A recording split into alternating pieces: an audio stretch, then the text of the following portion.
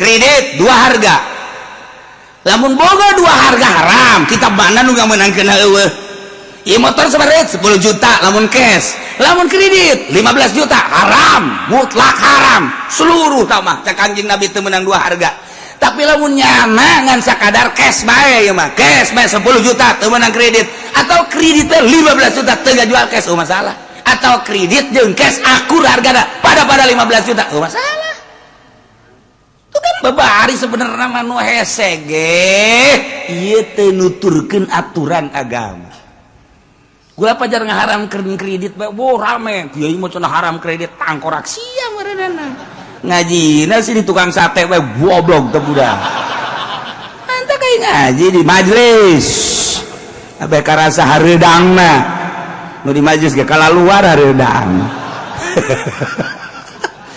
masalah jadi kredit dua harga haram hadisnya jelas tah mah teu dibacakeun langsung Kanjeng Nabi dua akad di ditu nama disebutna diakdain dua akad haram motor 10 juta cash kredit motornya eta kena satu benda dua akad haram 10 juta cash kredit 15 juta haram naon bae naon dek kagincu dua akad haram tapi lamun satu akad cash 15 juta kredit 15 juta masalah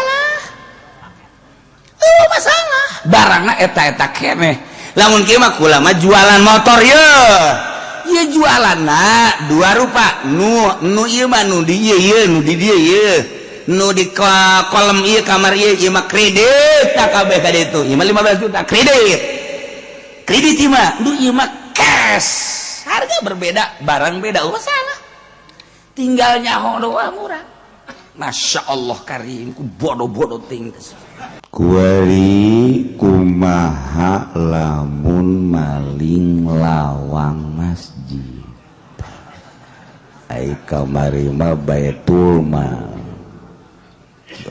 di urang baitul mal dana sosial ieu mah baitul lawang masjid Zaid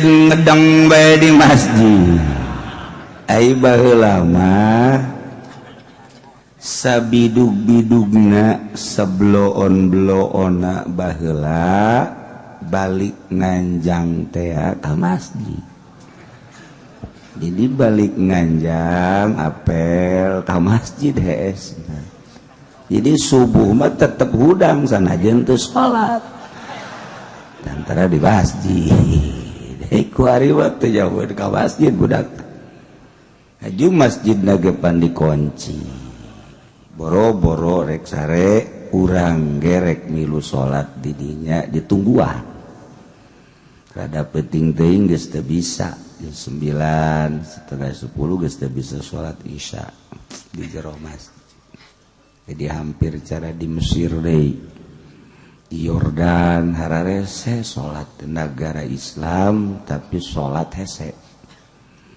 kayak waktuna kos kantor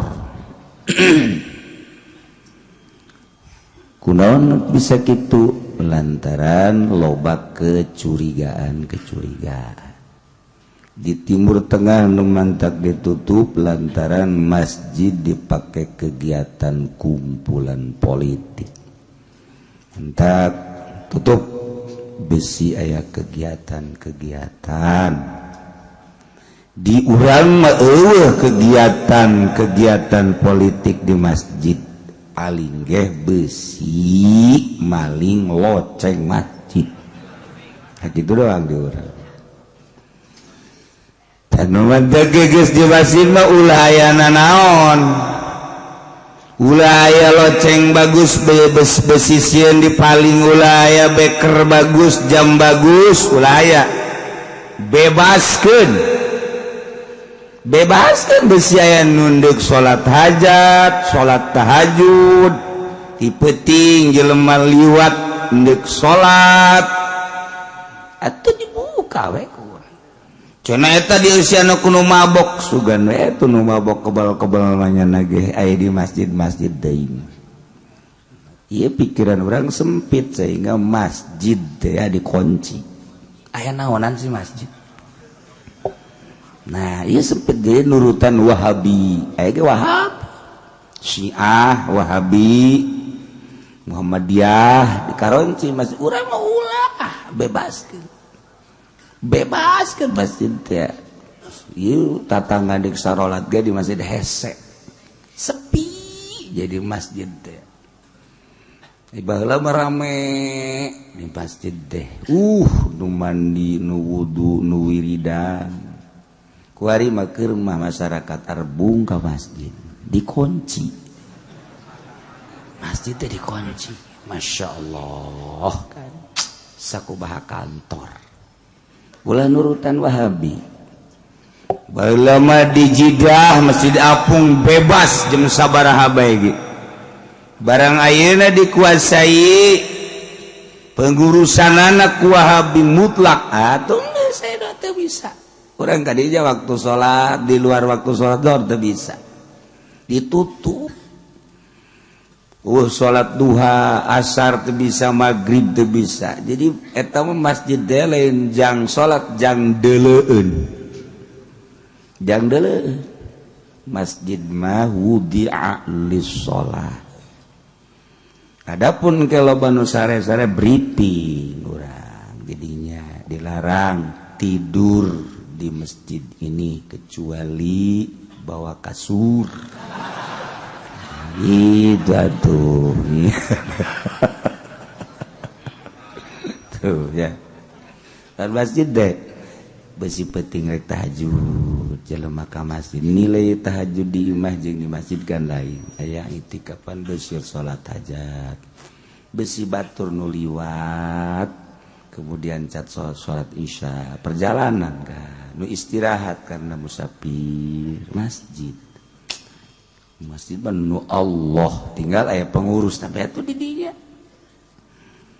tah eta masjid jang ibadah ka Gusti Allah Subhanahu wa taala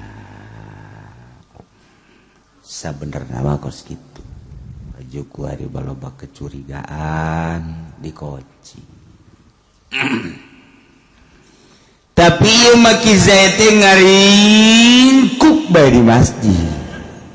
Kapuyengan meureunna. Hiji teu gableg duit. Dua nyandu.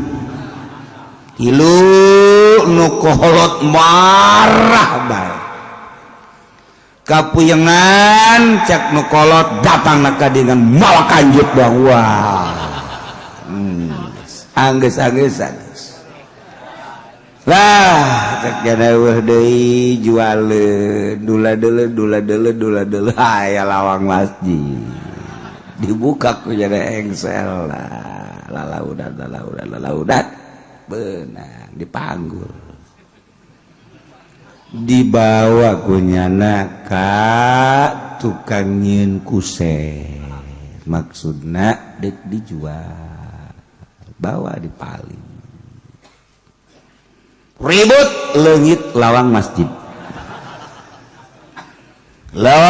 ribut leungit budak lawang masjid makanya kayu jati medang di Jepara wah ukira aya anu ngabaran anu tadi di dieu bae mah bangunannya nanti ludag lidug ke HSD ke ludag lidug deui aya saha Jaki Zaid oh Ki Zaid nu nyandug teh coba selidik bener ternyata Ki Zaid bawa Ki Zaid ke polsek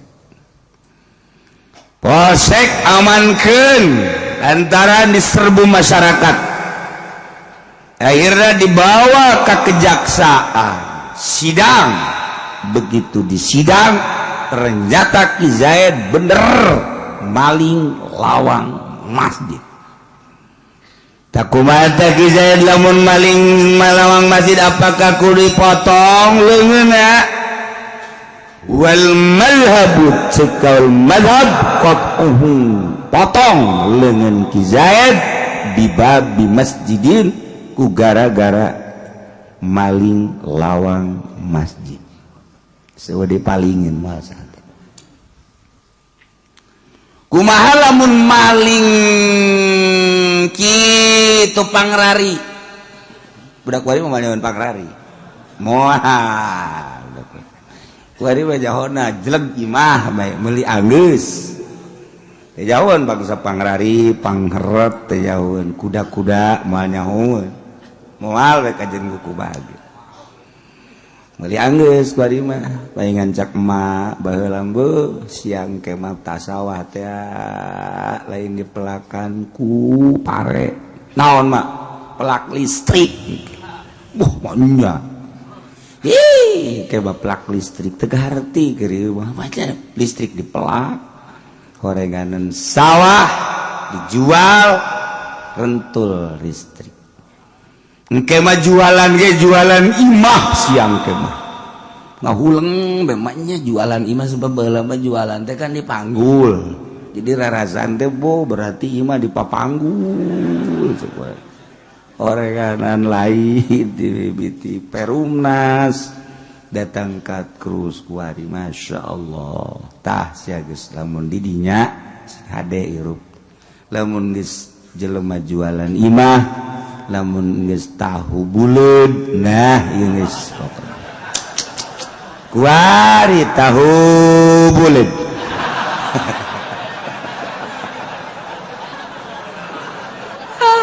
geus datang ke akhir zaman nah kudu dicekal teh budak sia akhir zaman ge sumber fitnah sia ieu cek mah aing ge baheula asal tahu buleud bae geus di dieu teh kiamat sia ieu urang mana sia Tasik cek ge mah teh oh berarti Tasik sumber fitnah ya. Iya tahu buleud dia. Digoreng dadakan.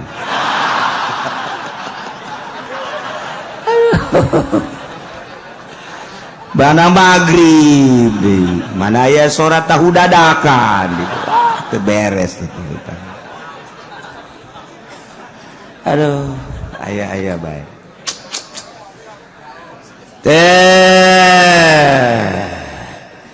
Lamun Ki Zaid kuari maling pangrari masjid kayu-kayu batagan masjid kumaha eta sangsina tetep bae potong bae leungeun Masya Allah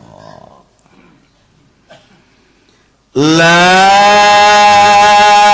usri teu kudu dipotong leungeunna Zaid maling lampit masjid tah lampit masjid teu kudu dipotong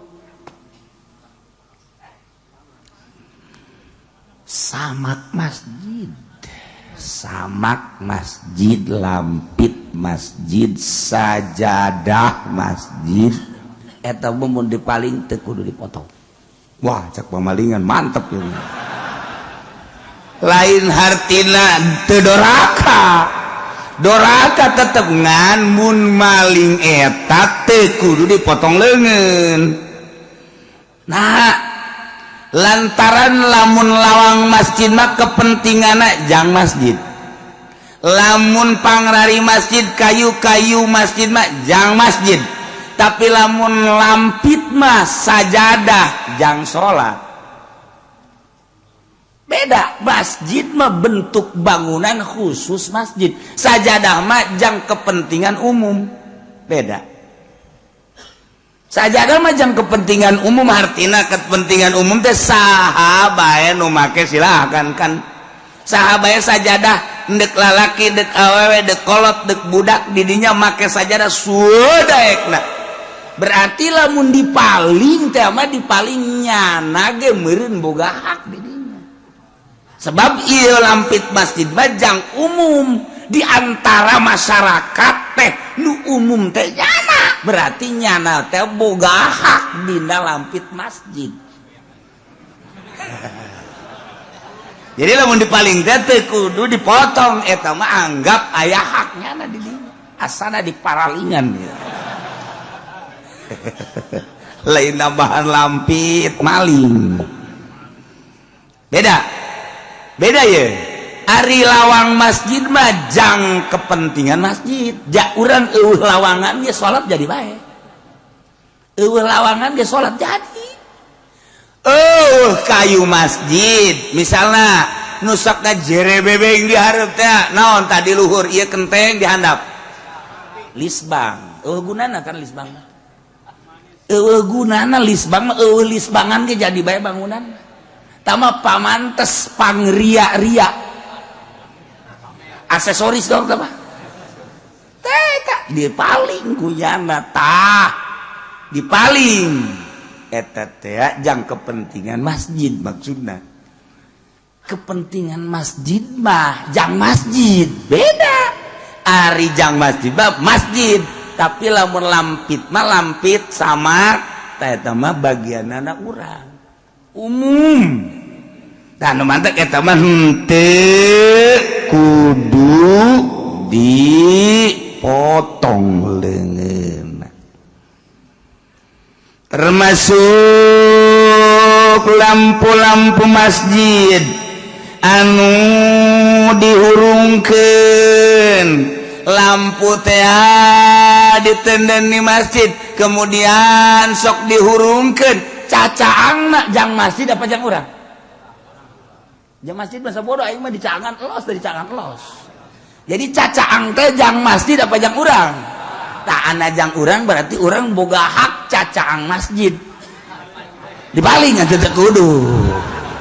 Teu kudu dipotong leungeunna. Wek urang teh urusana. Caang-caang urang. Kumaha lamun ieu meuli lampu masjid kristal di Iran meureunna hurung herang ngan ieu mah henteu dihurungkeun sakadal jang papaes doang. Jadi tapi urang teu ngalap manfaat kanyana sebabnya teu bisa dihurungkeun jeung teu dihurungkeun we mah sakadar papaes. Lampu teh jang papaes masjid supaya masjid kadeuleuna sieup teu pernah dihurungkeun. Ta eta lampu nu jang papaes masjid dipaling wajib dipotong leungeunna. Sebab tah mah jang masjid. Hak kurangan. Naon tuh urang eta mah jangan sakadar ya caang teh. Kan lampu mah urang butuhna cacaang. Tah lamun lampu nu sok dicaangkeun dipaling teu kudu dipotong.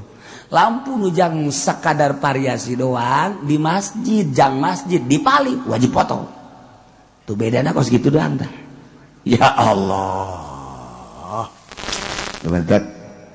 Kitu naon ngaranna pandai-pandai hakim teh kos Quran. Quran wakaf ditenden di masjid kepentingan anak Quran dipersilakan sahabat nu deuk maca Quran mangga berarti seluruh masyarakat muslimin muslimat boga hak teh eta Quran. Haju Quran wakapan dipaling ku kizaen henteu kudu dipotong.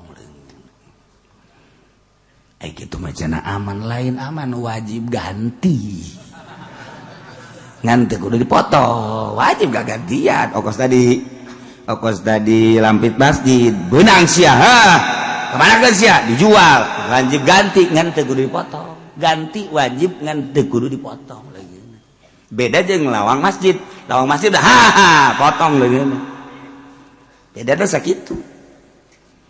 Ieu mah lain urusan urang urusan jaksa anu memutuskan hukum kiai mufti nu dilibatkeun dina urusan pemutusan hukum. Di Indonesia mah teu berlaku ku ari mah kos kieu. Atuh masyarakat maling loceng di masjid kabupaten maling loceng dipermasalahkan. Padahal dana pembangunan masjid kabupaten misalnya 3 miliar letik 10 miliar letik 20 miliar nu dibangunkeun nama paling 10 miliar tina 20 miliar nu dibangunkeun 10 miliar tah saha nu maling tah Saha nu maling ngomong sia tuh. Saha? Ngomong. Je tuanin sia. Tuh kan.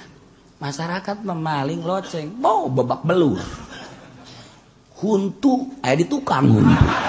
Babak belur. Tah 20 miliar jang pembangunan masjid kabupaten 10 miliar dibangunkeun nu 10 miliar deui ka mana?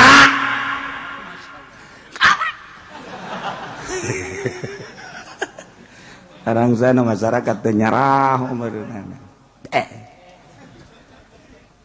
Tah eta kos kitu. Antak tunggu ke di akhirat. Deleukeun ke di akhirat.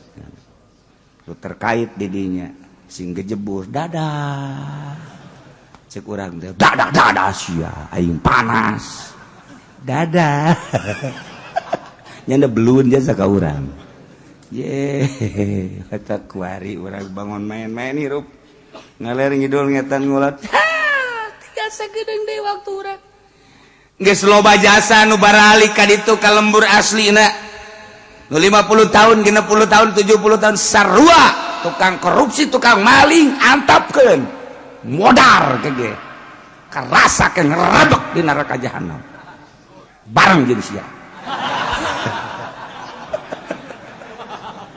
ya kumaha atuh amankeun diri urang hook ka urang ye kena rokok ge panas tuh ngomong seuneu geus ribuan tahun ngeunahna sabaraha lila sih di dunia paling ge meuli Lexus baby bed paling ge meuli istananya awewe atuh sakitu da doang ya sakedeung deui terkutuknya pancena kieu kitu aing mah bisa nangan sakitu doang aing mah bisa nangan sakitu doang elingan nyararana dielingan gitu daek areling bisa sakitu doang beusi engke di akhirat aing dipanggil aja uci mangga Gusti tahun sabaraha sia hirup jangakeun ka Gusti sadaya-daya bara aya catetanana nyaho sia pamarentah sia harita korupsi terang pernah sia negor ai langsung mente gusingan abdi ngocoprak saksi lah sia Haji Pendi teu percaya aing saksiana mah teu percaya aya Haji Makmun ngabesan eta ya sekadar ngomong abeh ke di akhirat aya nyaho saha-saha nu korupsi nyaho ulah pajar teh nyaho insyaallah nyaho jasa insyaallah kiai nyaho ti mana itu urusan aing nyaho bukan nama insyaallah aya nu ngabejaan aya jasa sajeuna kieu nu ngabejaan ieu itu urusan aing entah yang nyaho beuh nu keur ngajabat keneh ge kuari emang nyana teu bebeja ka aing aya nu bebeja pantecetan tolol amat ieu sia lu tolol nyana nu bener bebeja siapa kos kitu bangun embung ka nyahoan teh ya nang tarolol kabeh saha cenah kiai le atuh wartawan ge nyaho wartawan ngocoprak bae dina koran emang kiai sok maca koran sia sok nyelidikeun teh heran ieu mah ka aing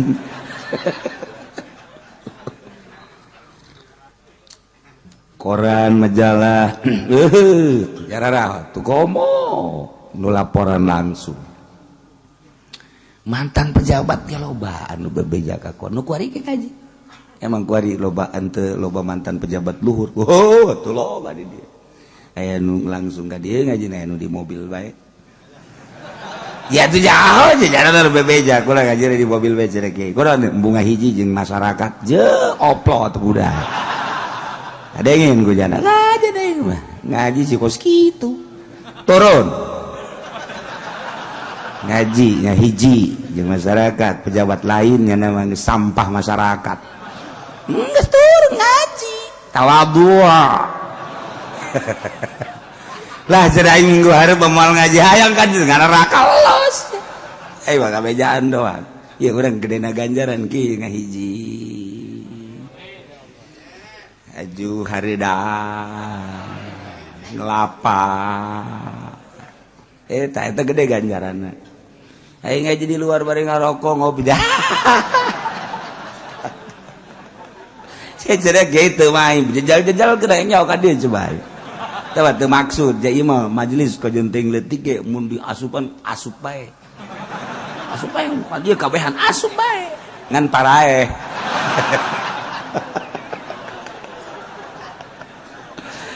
ente atuh teu kudu jaga kaget teh kudu masing-masing we di luar atuh sing tentrem teu ngomong we kula mah sing tentrem geus di mobil nu di handapeun tanggal Ambon takang sate oh salah pokoknya ngaji we pokoknya ngan beda doang ganjaran sitik.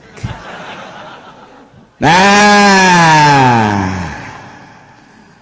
eta maling Quran nu diwakafkeun jang umum berarti ayeuna jang umum berarti nya ge aya hak di dinya ketika aya hak dipaling atuh sarua jeung maling nyokot haknyana ngan haknyana sabaraha persena eta teh nyaho berarti kan kudu wajib ganti sebab aya nu baturan nah ngan dipotong teu kudu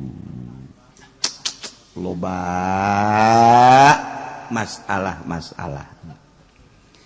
kuarima lain maling lampit lain maling loceng lain maling lawang carang maling kotak masjid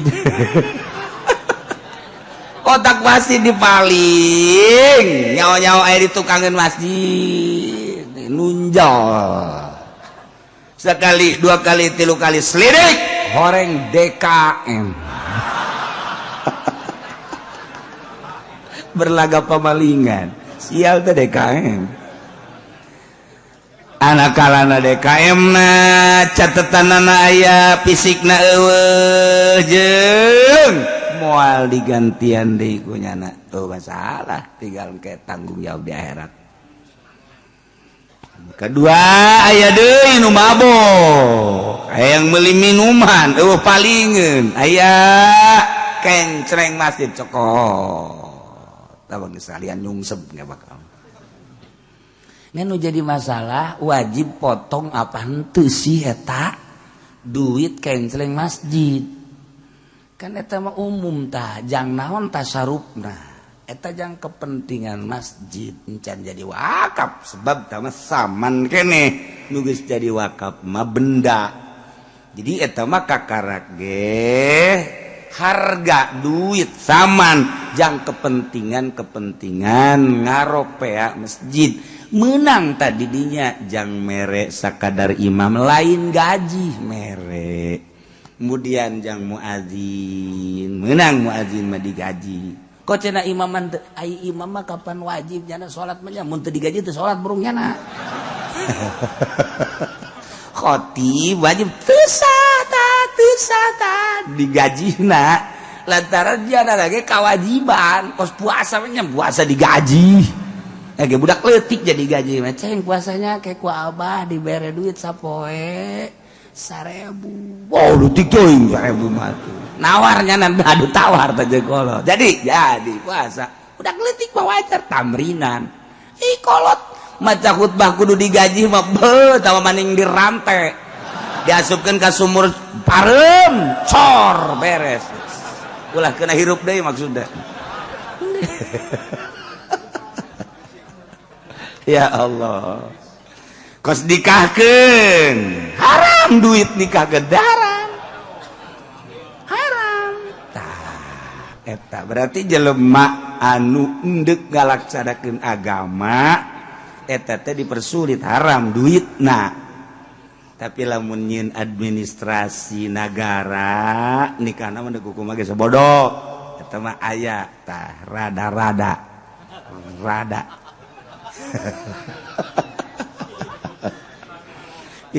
beda jeung kieu lamun kiai diundang kadinya kemudian nikahkeun hadiran jadi saksi dan lain sebagainya balikna dibere amplop duit eta mah halal. Wah cenah dasarna bae kiai mah kos kitu cenah.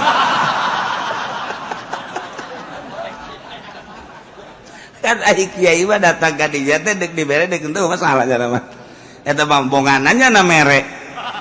Ari ieu mah kan dipatok sekian setah patok eta lah anu mantak jadi haram.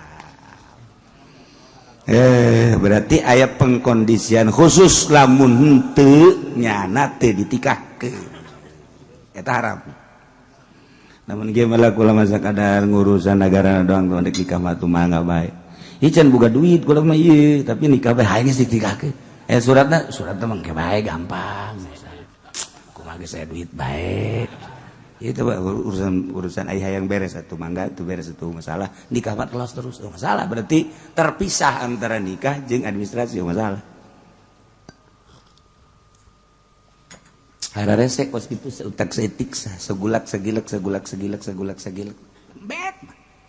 beda tuh lamun nendeun Quran di masjid nu sorangan di paling batur wajib potong wakaf yang umum teu wajib potong beda setik Quran kos gitu kene tuh kan lampu yang kepentingan umum dipaling ya teteh teu wajib potong leungeun tapi wajib ganti ketika ieu lampu yang hiasan doang henteu aya mangpaatna urang dipaling wajib potong beda sautak saeutik tuh nya kuari nikahkeun ieu mah lamun henteu dibayar surat nikah teu ditikahkeun haram tapi lamun kieu mah aya urusan nikah mah mangga bae urusan administrasi mah temu urusan lah aya bae engke insyaallah teu masalah mah urusan administrasi terpisah jeung urusan nikah beda saeutik kan tapi hese eta anu degengnya sih degeng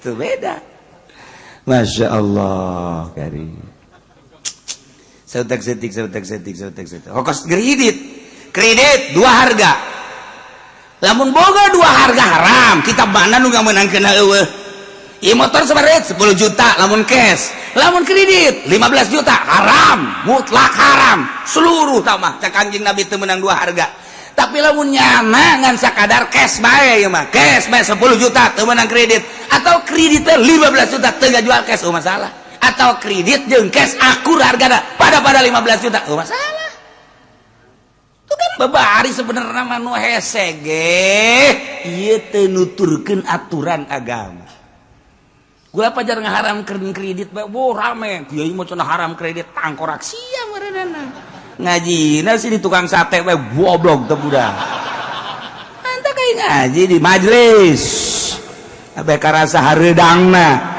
nu di majelis ge kalaluar hareudang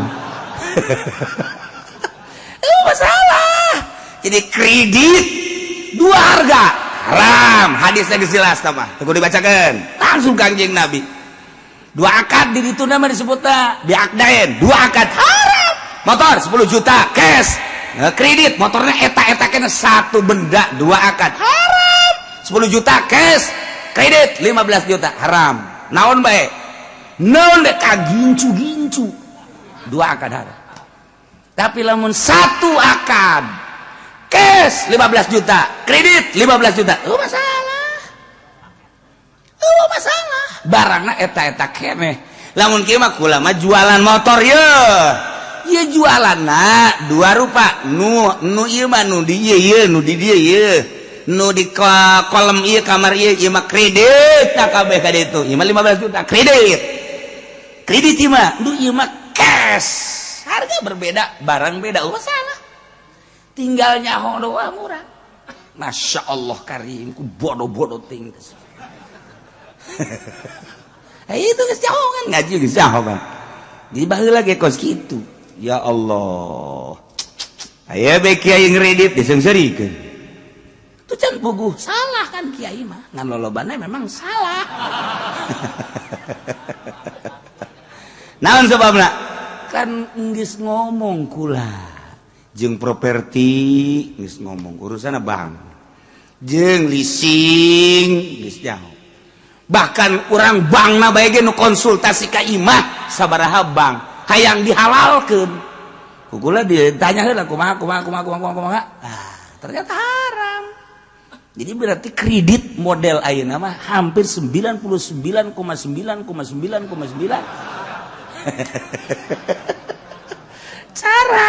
carang aduh halal carang. Masya Allah ada bisa salah tak kos gitu jadi toh tinggal cina kula mah alhamdulillah kiai kredit tuh nyana mau ngajual nanti untuk aya nu cash kredit alhamdulillah cina kula ge kredit teh enggak masalah tambah urusan sorangan teu kanyahoan ku jelema masalah jeung Allah sia sing ada ulah gogocekan jeung Allah. Jeung jelema mah sih digocek-gocek aja jeung kiai jeung wali ge kagocek-gocek bae.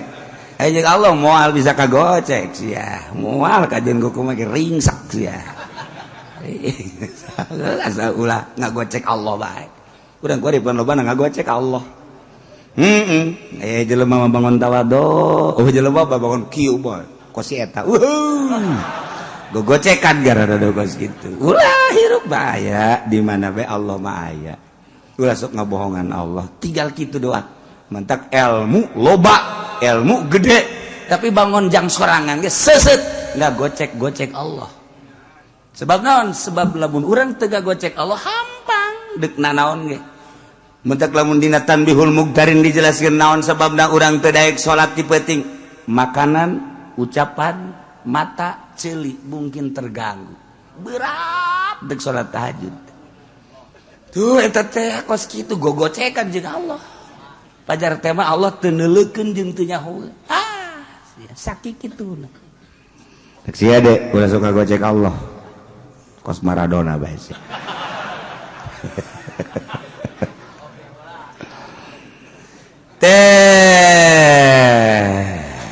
Ummi waladin sarqahan naimatan himma di urang mah ya mat ummi walad amat dijimak kemudian boga anak ngaranna amat ummi walke di tukang bakal diceritakeun per amata kuari dipaling keur hees wajib dipotong leungeunna atawa dalam kondisi buta ummi waladna edan majnunah tetep bae wajib potong. Baheula di Mesir aya hiji sepasang ustaz jeung ustazah magahan ngaji susah suami istri susah maisyahna kahirupanana ngan boga kotok-kotokna hiji endogan isuk jual endogan jual eta bae maisyahna tanyana mah geus teu boga naon deui bagaweana ngan magahan ngaji bae. Tetapi nyada bisa seserian jeung pamajikanana lempang indah teu pernah bae kadeuleu pasentrok teh teu pernah pan urang mah di jero mobil ge teu nanya jeung pamajikan hareudang ke jero mobil AC mah AC hareudang sial teh urang curug tolol ieu teh boga nanaon tapi bangunna teh adem ayem ya Allah eta indah aja serta imah tangga kos kitu teh susah tetapi kadeulina halimpu nu ngaraji loba ayalah pamalingan hasud cek babalingan ieu ustad bangunna teu pernah bentrok cek gini paling ku aing kotokna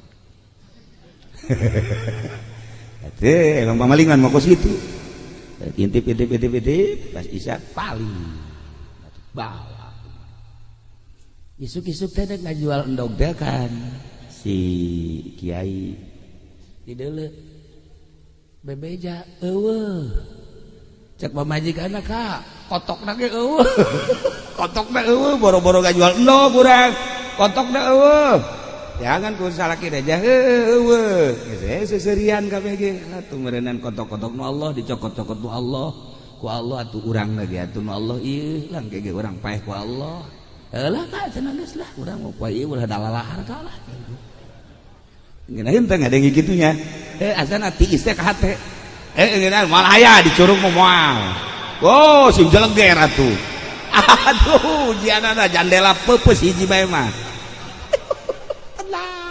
ya Allah ya Rabbi masya Allah geus tenang tentrem lantaran jelema mah lamun pasrah ka Allah janji Allah bakal ditaekeun bakal diangkat diisuk doang ka zuhur ka asar masya Allah begitu asar aya deui nu mere kotok cak sakawal mah 10 cak sakawal mah 100 nya mah geus tenang-tenang bae tinggal pamalingan ku ari cek pamalingan teh aing lah sia ustad tinggal ustad pencit bae sia kotok dipencit bismillahirrahmanirrahim maling ge biasa mencit kotok mah bismillah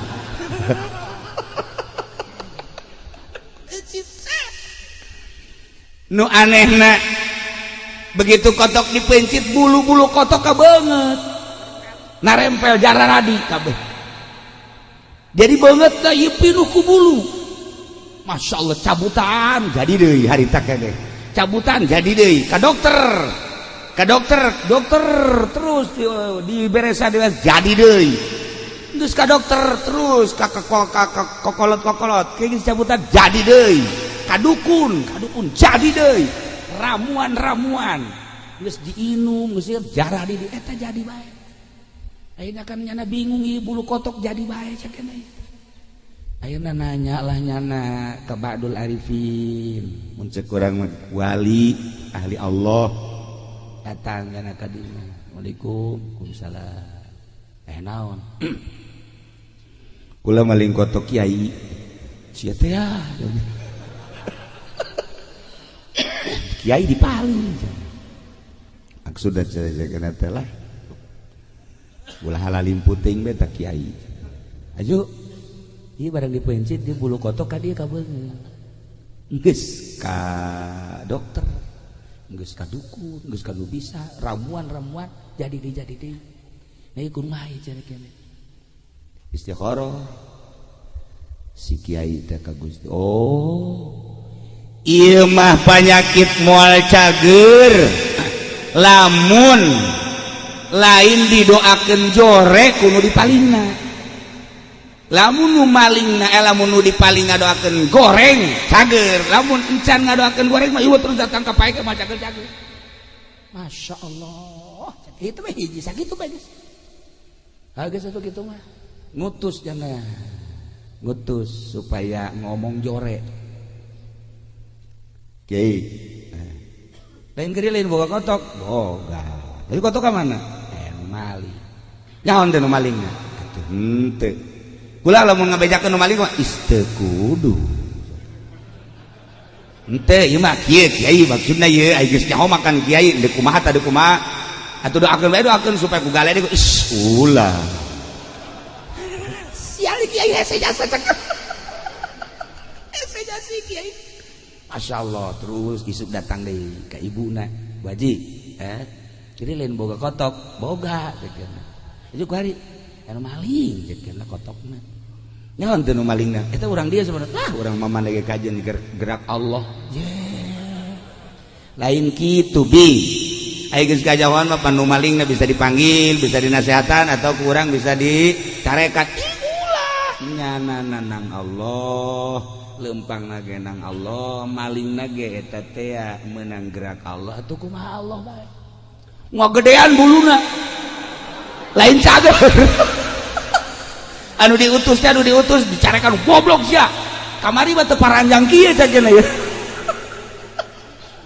asal beki bagus bae bulu manjangan ya Allah ya Rabbi geus datang deui ka dieu teu daekeun ngadoakeun goreng masya Allah eta kiai kuat jasa kuat akhirna meleh deet ngana datang Assalamualaikum Waalaikumsalam Isa kula nu meuli kotok kotok say kotok kiai masya Allah atuh masalah meuli kotok kok buluna jadi kadinya ya iya jadi kula geus kaumana ieu teh cager-cager nah ieu mah eueuh deui jalan cek kiai anu di anu hiji-hijina cara supaya cager lamun kiai ngadoakeun goreng ka kula ya tuh kula ngomong ya kena ngadoakeun goreng mah jeger ka Allah nang Allah manjangan deui nyana sujud didinya artina ieu mah doakeun goreng ge supaya jadi obat bae ieu mah kula mah doakeun goreng kula deuk kumaha tah kumaha nu penting kula cager ieu mah ngadoakeun goreng ge lain naon supaya kula cager bae akhirna nyana merenung ka Gusti Allah demi kecageran akhirna nyana ngadoakeun goreng maksudna mah supaya cager henteu aya naon di hate jang nyageurkeun ya Allah ya Rabbi hamba Gusti nu maling kotok kula anu kula ieu teu pernah ngadoakeun goreng makin kula teu ngadoakeun goreng makin panjang buluna karunya kula ya Allah ya Rabb ieu jelema nu maling kotok nyanggakeun sadaya-daya kula tersep jasa sabarama dipali ku jelema ieu atuh baleslah Gusti sakumaha pagawean jelema anu maksiat harita kene cager cager spontan kiai kotokna paraeh kabeh anu tadi teh nang pamere teh lantaran ngagonengkeun goreng ngadoakeun goreng paraeh kabeh kotokna dibales tuh jadi eta teh sebenarnya namanya embu ngagondogan eta mah sakadar ngobatan nah ieu konsep hirup urang deuk jadi kiai deuk jadi pedagang deuk jadi pemerintah TNI deuk jadi polisi deuk jadi naon bae hiji bae ulah sok ngadoakeun goreng ka batur insyaallah geura indah jasa jahirup teu kudu jadi kiai henteu kudu jadi kiai kanjeng Nabi berhadapan jeung panglima perang apakah kanjeng Nabi nitah eureun ka panglima jah henteu kanjeng Nabi kapanggih jeung polisi askar apakah kanjeng Nabi titah eureun jadi askar henteu kanjeng Nabi kapanggih jeung petani sugan kanjeng Nabi nitah eureun tani nah henteu kanjeng Nabi kapanggih jeung pedagang sugan kanjeng Nabi nitah eureun dagang nah henteu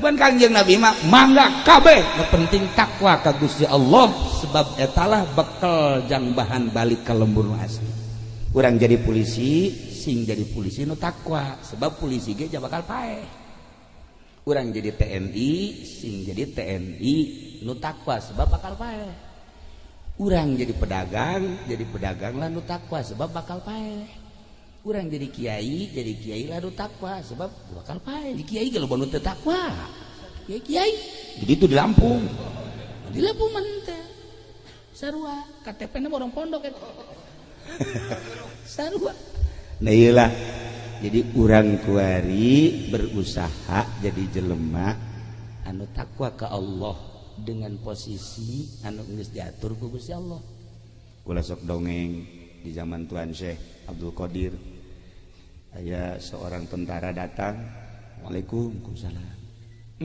cek tentara kula kabita jasa ka Tuan aya kitu asana ngeunaheun jasa hirup Tuan mati majlis ka masjid ka imah di majlis ka masjid ka imah ngaji zikir maca kitab ngaji zikir ngeunaheun amat ai maneh naon ulama ieu keur perang melawan tentara Mongol di perbatasan Tuan Syekh Abdul Qadir langsung tungkul tangga seri cek Tuan Syekh Abdul Qadir buat ting ka sorga heulaan ente daripada murid-murid kula nyana kaget kok bisa gitu masyarakat Baghdad bisa tenang lantaran anjeun ngahalangan musuh-musuh dengan anjeun berjibaku menghalangi musuh yai pedagang umat tenang dengan memberikan ketenangan bangsa anjeun leuwih ti heula ka sorga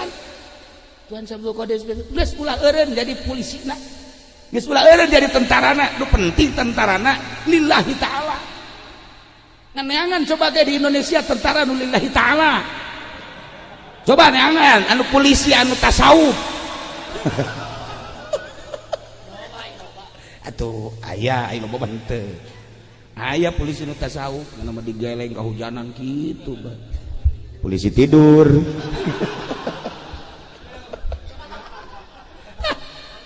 itu aja akhirnya tentara balik deui ka ditu dengan semangat anu tinggi ngebejaan ka prajurit-prajuritna jeung ka rekan-rekanna bahwa ternyata jalan surga lain sekedar masjid jalan surga lain sekedar kholwah di gunung jalan surga korenganan urang nenangkeun pikiran bangsa umat urang leuwih ti heula cek Tuhan Syekh ka surgana di atuh kuari kiai bisa cicing di majelis nu ngabangun majelis saha pedagang di mana nah bisa tenang orang iya tanu pangheulana anu bakal boga pris di akhirat ke ieu tanu nenangkeun kiai ngaji di majelis teu kahujanan teu kapanasan kan ditanya kiai ya naon gawe di dunia ngaji di mana ngajina majelis kahujanan teu henteu panasan teu henteu nang saha ngabangun nang bos mana bosna panggil tah nah iyalah bos bisa nenangkeun ngaji kiai teu kahujanan teu kaanginan teu kapanasan maka kuari ulah waka kiai anu ka sorga bos heula ka sorga atuh bos heula ka sorga kiai mah malah mah posewat ka neraka ieu bisa nenangkeun ngaji bisa nenangkeun bangsa dibantak lamun bener jadi bupatina gede ganjaran lamun bener jadi gubernurna gede ganjaran lamun bener jadi tentarana gede ganjaran lamun bener jadi polisi gede ganjaran daripada jadi kiai ngariungan hayang berkat doang sih kasih siksaeun Allah ieu mah jelema atuh gitulah para jamaah kaum muslimin wal muslimat rahimakumullah posisi urang ulah dirobah sebab eta nang ngatur Allah pasti tergantungan menyangkut anak hikmah aya hikmahna geus urang ala hikmah nu penting posisi urang di mana jadilah nu bagus jang bekal jaga balik ke alam barzakh para jamaah kaum muslimin wal muslimat rahimakumullah kos gitulah sepanjang hirup urang lamun ngadenge zaman Belanda terus zaman Inggris zaman Nippon kemudian zaman kemerdekaan kuari zaman kieu bae zaman mah terus bae ke tenang ke kacau ke hareuda ke tiis ke mahmud ke depisit atuh kieu bae lumantak hiji jelema nu tentrem mah jelema nu deukeut ka Allah urusan kehidupan dunia mah diaturna ku Allah geus saya urang serahkeun ka masing-masingna nu penting urang aya dina ridho Allah subhanahu wa ta'ala urang doakeun negara urang mudah-mudahan jadi negara nu tentrem pemimpin-pemimpin urang dibere araradi dibere jalan lujur ekonomi supaya mapan deui politik supaya stabil deui pendidikan supaya mapan deui doa nu kadua mudah-mudahan almarhum almaghfurlah Kiai Haji Abdul Halim di jero kuburna dihampura dosana dilegakeun di kuburanana dicaangkeun di kuburanana dibere kanikmatan kubur ku Gusti Allah kitu kede Muhammad Ridwan sami-sami mudah-mudahan aya dina ridho Allah subhanahu wa ta'ala dulur-dulur urang kabehan bapak urang bapak kolot urang anak urang tatangga urang geus ka alam barzakh sami-sami urang doakeun mudah-mudahan dihampura dosana dilegakeun di kuburanana dibere kana kanikmatan kubur ku Gusti Allah urang nu geus hirup keneh mudah-mudahan husnul khotimah balik jaga ka alam barzakh di akhirat urang aya di bawah naungan bendera Kangjeng Nabi urang Kangjeng Nabi Muhammad sallallahu alaihi wasallam sakitu bae ala kadar mau izo dina malam ieu renungkeun ku urang kuari keur ngumbara bakal balik ka lembur nu asli imah nu kuari imah sementara nu asli imah urang di kuburan nu eueuh lampitan eueuh asean eueuh kamaran eueuh sakitu da tetapi urang bakal balik ka ditu dibarengan ku amal urang bangunlah sorga ku urang melalui ibadah-ibadah urang tambahan ku keyakinan anu optimal supaya bener-bener mencrang hati urang nempo ka alam akhirat kamari Kangjeng Nabi teh ku Gusti Allah kita ngabejakeun ka tauhidan nu murni ka Gusti Allah tur ikhlas ku ucapanana inna salati wa nusuki wa mahyaya wa mamati lillahi rabbil alamin bejakeun ku anjeun Muhammad ka para kupar-kupar Mekah teh inna sholati sanyana salat kaula wa nusuki jeung ibadah haji ibadah umrah kaula teh wa mahyaya jeung hirup kaula wa mamati jeung maut kaula lillah milik Allah pikeun ka Allah jangka Allah murni salat abdi ka Allah ibadah haji abdi ka Allah hirup abdi jang Allah ku Allah ka Allah pae abdi ti Allah ku Allah ka Allah mantep geus lamun urang boga pikiran kos kitu tah boga pikiran kos kitu tah urang moal asa-asa berjuang perang sakalipun tah jangan itu perang ya pae bae atau mending perang sedangkan pae itu perang mah nilai lamun pae pakai perang nilai na luhur jasa mantap kan geus sieun perang teh sieun dia teu perang paling dia tunggu aku doang 10 20 pae bae ka dituna aju pae na can puguh jadi naon ka di kuburanna mending perang pakai berjuang leluhurkeun agama Allah surga pae ge teu kanasaran mantep keur di majlis bener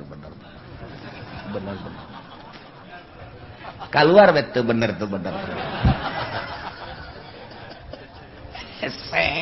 Masya Allah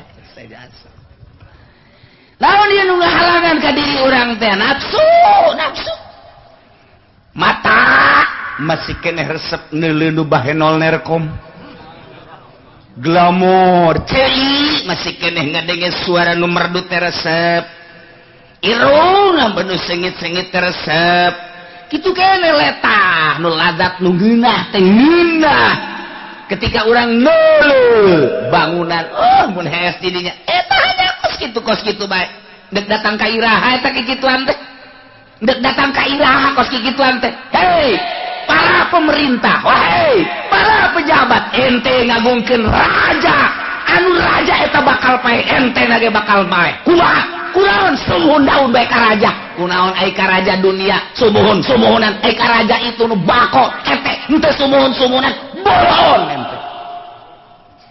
ente ngabdi ka lurah diabdikeun pikiran tenaga awak jaga abdi ka lurah teh raja sa desa oleh ka Allah teh dae katumaneh teh bolon amat teh ka lurah sumuhunan lurah bakal modar sia bakal berhadapan jeung raja nu maha bako ente berhadapan jeung bupati lantaran ente jadi PNS kumaha cak tunjukkan bupati bae siap sagala rupana pokona mah kumaha cak bupati bae mangga nurut amat si ka raja dunia ai ka raja Allah ka raja pangeran ka raja dunia henteu engke ente ditinggalkeun ku raja bo ente nu exit atau pae itu ge bakal pae nan ngabdi ka raja dunia mah di akhirat ente bakal dituntut teu datang ente otak kalinya bolon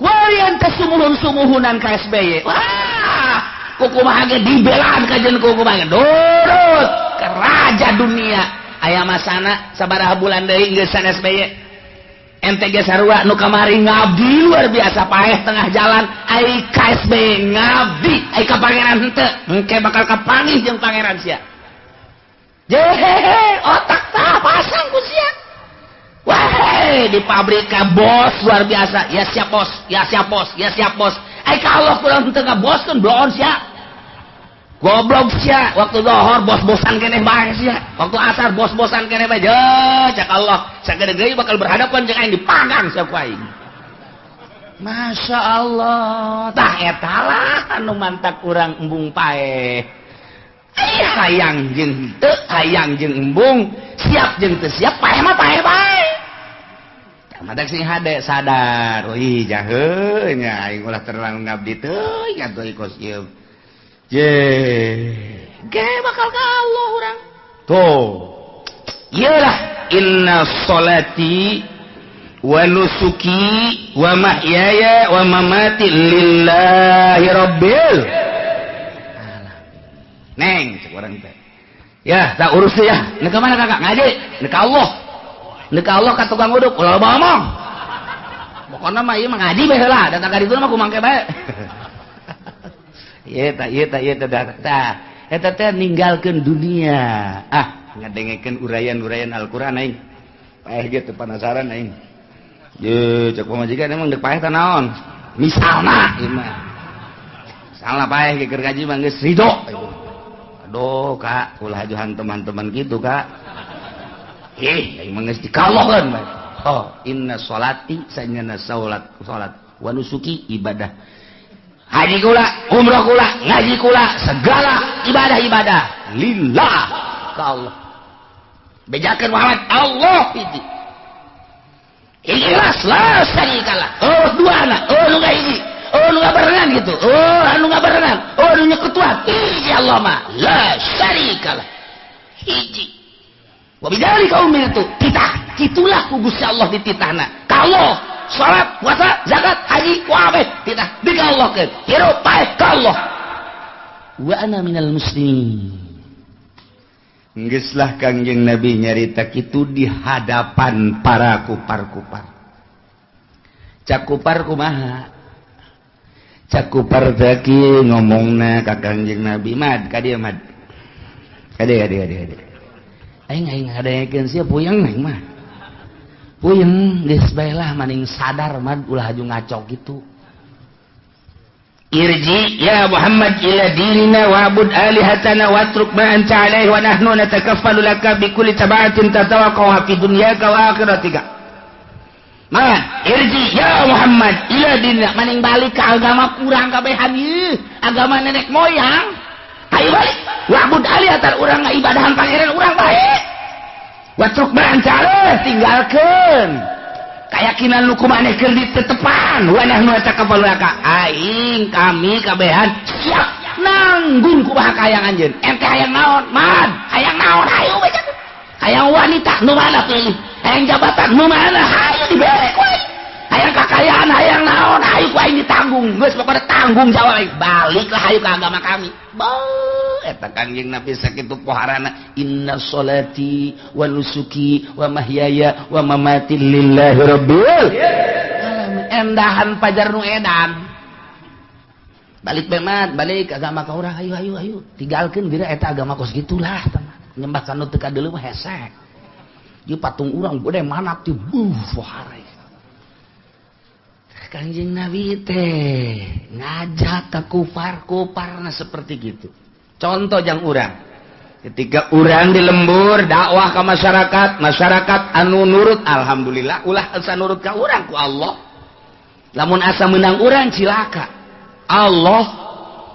Nah ketika teu nurut geus saja nang Allah can wayah na beureun jeung can waktuna biasa bae urang mah bedu dah sia ku biar aja teu dak-dak beus aing moal daek-daek deui kadinya lah tah kiai sih berwitan sakumaha parawan tah mah tuh kiai mah teu menang berwit terus gempur terus mandak dakwah teh anu hebat mah Habib bagus gitu cenah mah didengekeun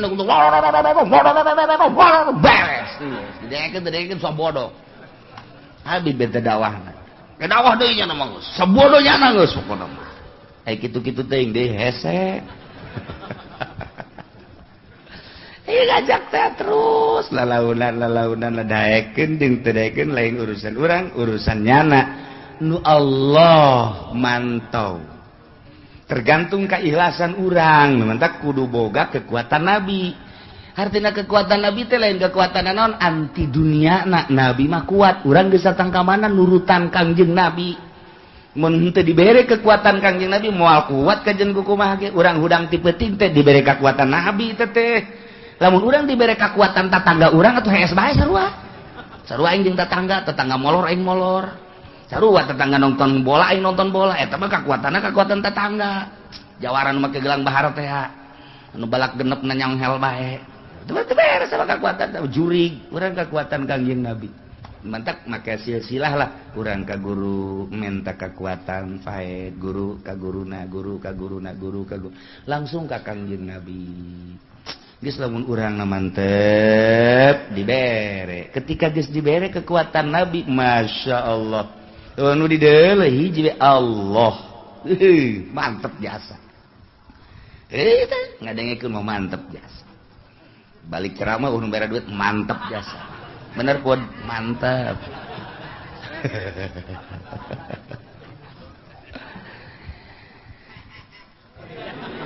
Kangjeng Nabi ngajelaskeun tentang ketauhidan. Hiji Allah, ikhlas Allah bae geus. Endahan dibayar ku kufar seperti gitu. Nu mantak mat. Bedakeun. Aghairallahi yabghi rabba. Apakah kaula neangan salian Allah sebagai pangeran? Sebagai taubeh, penghinaan ti Kangjeng Nabi terhadap kufar. Kita ngartikeun make je. Saya kata tadi terjemahan mah je. Madak ge eta kan eta taubeh karana. Taubeh teh enggak memeleh. Cek Kangjeng Nabi euy. Aing mah ngajak ka Allah, salat, haji, umroh, hirup paeh ka Allah hiji pangeran la syarikalah. Hiji kunaon sia ngajak pangeran ka pangeran sia je. Cek Kangjeng Nabi tuh, wajehan kan di terjemahan. Nah, aya di dieu mah, aya je.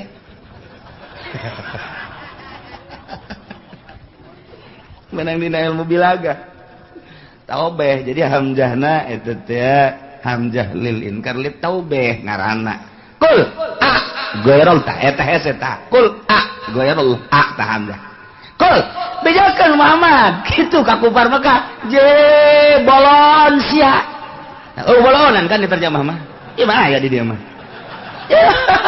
Watak Quran hese ge kos kitu teh hamzah doang aya bolonan.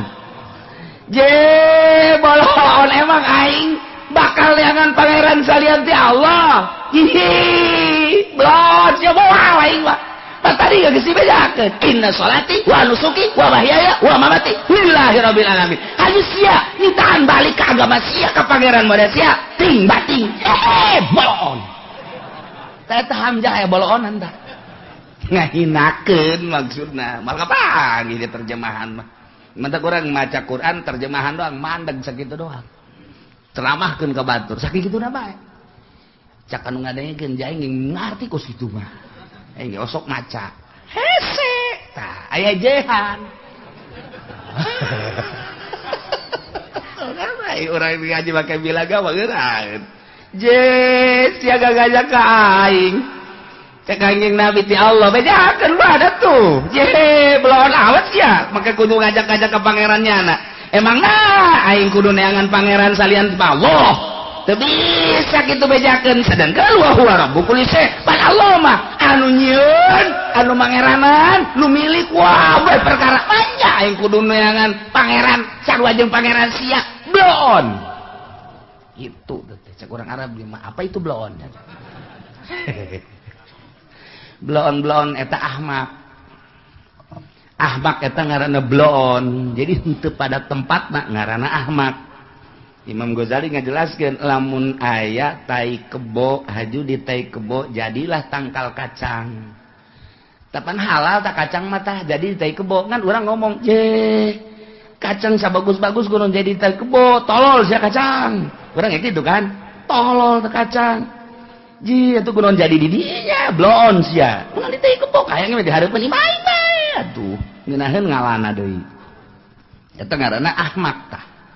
Kitu keneh lamun aya tanggal cabe, tanggal kacang naon bae jadi di jalan cai gitu. Ka sisi walungan. Cek urang atuh kudu jadi di dieu sia. Aing hese ngalana ka sia. Ji lain pada tempatna tuh tukangan imah. Jarana di Allah, saya di dieu Pak. Kudu di dinya tuh. Tah eta ngaranna ahmak nu kos kitu aslina ahmak. Tah, ku dakik-dakikna lembut. Nu ahmak eta horenganan nu lain parantikna. Terjadi eta ahmak. Contoh, nu lain kiai hayang di kiai-kiai eta ahmak eta. Masantren henteu, mondok henteu, haju nyana make predikat kiai, ceramahnya na dikiaikeun haju bunga deui. Ka eta teh sarua jeung tangkal kacang jadi di tai kebota. Ahmak eta kos kitu.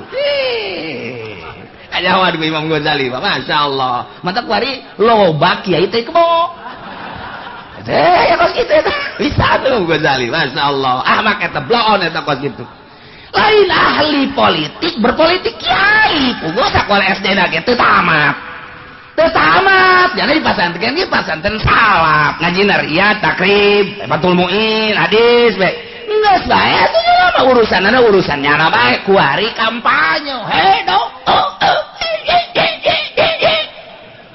ahmak tak kiai teh sarua jeung kacang jadi di tai tah eta kiai tah anu politik ada teh kitu tah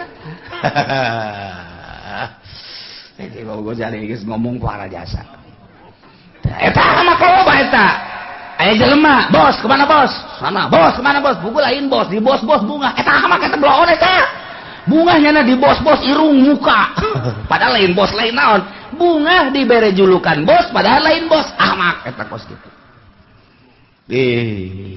kiai mah bagus jasa kunaon emang beuh tahajudna pohara jasa kuat amat padahal tilok tahajud itu nyana bunga kieu tolol ahmak eta kiai buku tilok tahajud aju bunga deh hun gitu kanyahoan ku batur aing sok tahajud beuh kanyahoan hebatnya hebat hun ieu rokok ieu tolol teh kiai eta kos buku tilok ya ahmak jadi loba tak ahmak jadi kumprung ngaranna bloon teh nu kos kitu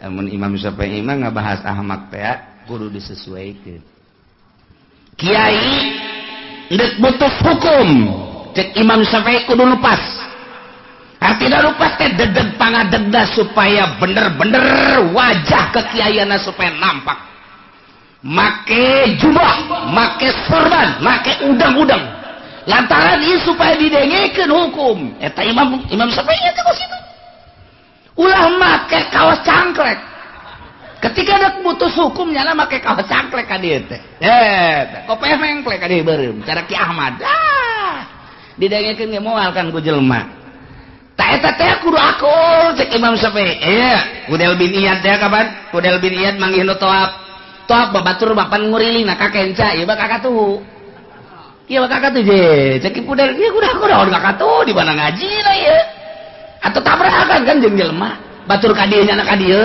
ya otomatis kan ditegor punten Pak naon ieu soab salah ti Kangjeng Nabina masih kan ngomong masing-masing bae sih ini yang boga ilmu dia boga ilmu jahanya ini bisa kira teh bisa diomehan teh jelema gegeran ki Pudal Binyat panjana mah tempat tadi ya Jabal Kubes naik ka luhur gegeran hot make jubah terus make mislah ka dieu make udang-udang nyana ka dieu hot make sorban aya keneh tanu toab Pak waduh mami toab lain ka dieu nguterna lain kakak tuh ngencakeun ka dieu teh Kangjeng Nabi nam waduh alhamdulillah hadena aya kiai cek nyana teh mun kiai atuh kumaha masalah terus nun tolol cek Pudel aing kene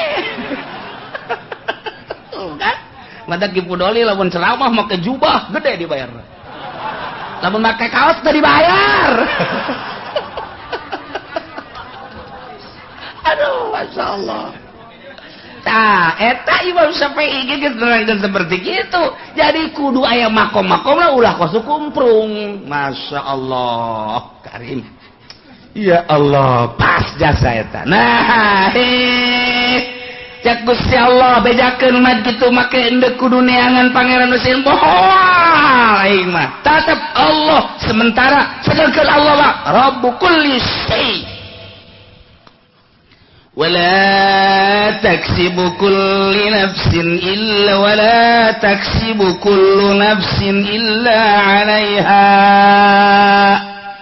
adapun jelema-jelema nu kuari daroraka bejakeun Muhammad anu kuarina teh daya iman ka aing jeung ka anjeun Muhammad teu nurut nyana tetep bae aya dina kamusikan aya dina kakafiran pae eta mah tanggung jawabnya anak pangeran mah hiji Allah nurut mantap teu nurut tanggung jawab sorangan moal bisa hiji jelema nu manehanana dosa kemudian jang batur dosana teu bisa diusaha dosa hiji jelema jang batur tetep balikna wala taksibu kullu nafsin teu ngeraih teu usaha hiji jelema tiap awak-awakan kana dosa illa alaya kecuali balikna ka nyana kufur jang nyana musrik jang nyana illa alaiha nyana mabok jang nyana zina jang nyana korupsi jang nyana teu bisa ka batur nyana bae Masya Allah. Kagorengan nu dicarita nu dilaksanakeun ku urang teh eta teh jang urang nu mantak neus datang ka mana urang ngalaksanakeun kagorengan di dinya lah makom urang. Lamun urang kuari henteu daek sadar datang ka geus kolot kieu datang ka tereh paeh sing hade lantaran ieu urang nu nyieun jang urang teh nyieun senang urang nyieun silaka urang jaga di akhirat. Nu mancak naon usaha urang bakal kapai jam urang kuari nonton TV bae unggal poe engke ge aya di ditu ganjaran nonton TV. Urang main gaple engke ganjaran main gaple aya mun eueuh tanyakeun geura ka malaikat mana ieu ganjaran main gaple kok we tenang cek malaikat sagadeng deui geus aya geus kabeh geus dirangkum geus sampai ieu tinggal pertanggungjawaban we lain mesti dicatet ge.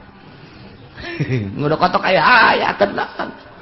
Masya Allah. Iya orang teh pan aya dua malaikat disebutlah malaikat hafadhah. Dikatuhu aya dikenca aya ke asal maghrib asar. Nu ieu naik ke turun jam nu peuting disip sarua malaikat ge disip. Aya sip 2 nya ge sarua. Oh. Malaikat peting malaikat berang-berang ya taqabuna silih ganti nu berang-berang nu peting tak eta teh malaikat hafadzah ngaranna atawa sok disebut kiramul katibin malaikat pencatat tak eta malaikat pencatat teh moal pisah-pisah jeung urang kecuali 3 hiji ketika urang junub. Ketika orang junub, malaikat hafadzah atau kiramul katibin ngajauhan urang. Sebab kaambeuna hangru awak urang mun urang junub. Mantak urang lamun hayang dibarengan sanajan urang kitu junub wudu urang. Gak masalah. Tuduh abeh malaikat tetep aya di urang. Nomor kedua ketika goid. Ketika urang ngising, malaikat embungeun cek nya aing embung ka tempat bau-bau kos gitu cek malaikat lain parantina tuh aing mah embungnya nungguan di tukang di luar ke lamun urang geus beres ngisingna karak. Nomor katilu ketika urang jima jeung pamajikan nyana mundur sebab nyana embungeun kos gitu embung aing mah kos gitu mah urusan sia teh kos gitu bah luar beres eta malaikat embungeun. Nah, disalian eta terus bae jeung urang. Naon bae dicatet. Ta ieu mentak istahyu cek Kangjeng Nabi. Sing isin maraneh kabeh ka malaikat nu aya di gigireun maneh. Geus urang jaga lantaran nyana selalu nyatet ka urang sing isin. Ulah sok sataranjang sebab jana embungeun ngabarengan urang sataranjang. Lamun aya jelema make carana pokek sakieu eta malaikat ngajauhan embungeun. Bung jake aing menele-nele kos kitu tah teu hayang mantak ulah rapi tuh kan. Ya wala taksibu kullu nafsin illa 'alaiha. Jadi jelema anu ngalaksanakeun dosa kembali na kanyana keneh. Nyana musyrik jang nyana kafir jang nyana munafik jang nyana maksiat jang nyana. Wala taziru wizra ukhra wala taziru waziratun wizra ukhra wala taziru mual bisa nanggung nafsu nawakawakan waziratun anu berdosa wizra ukhra kana dosa nu sejen boro-boro nanggung nu batur pugununya naga setengah egeug dosanya dosa urang teu bisa dosa urang ditanggung ku nyana boro-boro dosa atuh cangkilang di urang ge kuari urang dek ke Mekah rebo urang babawaan tas gede geus puguh di kabin kemudian atuh tas letik aya 2 kemudian tas paspor di hiji bebelian segala kapal segala naon boh rebo sakumaha tas balik di Vietnam balik di Mekah tah.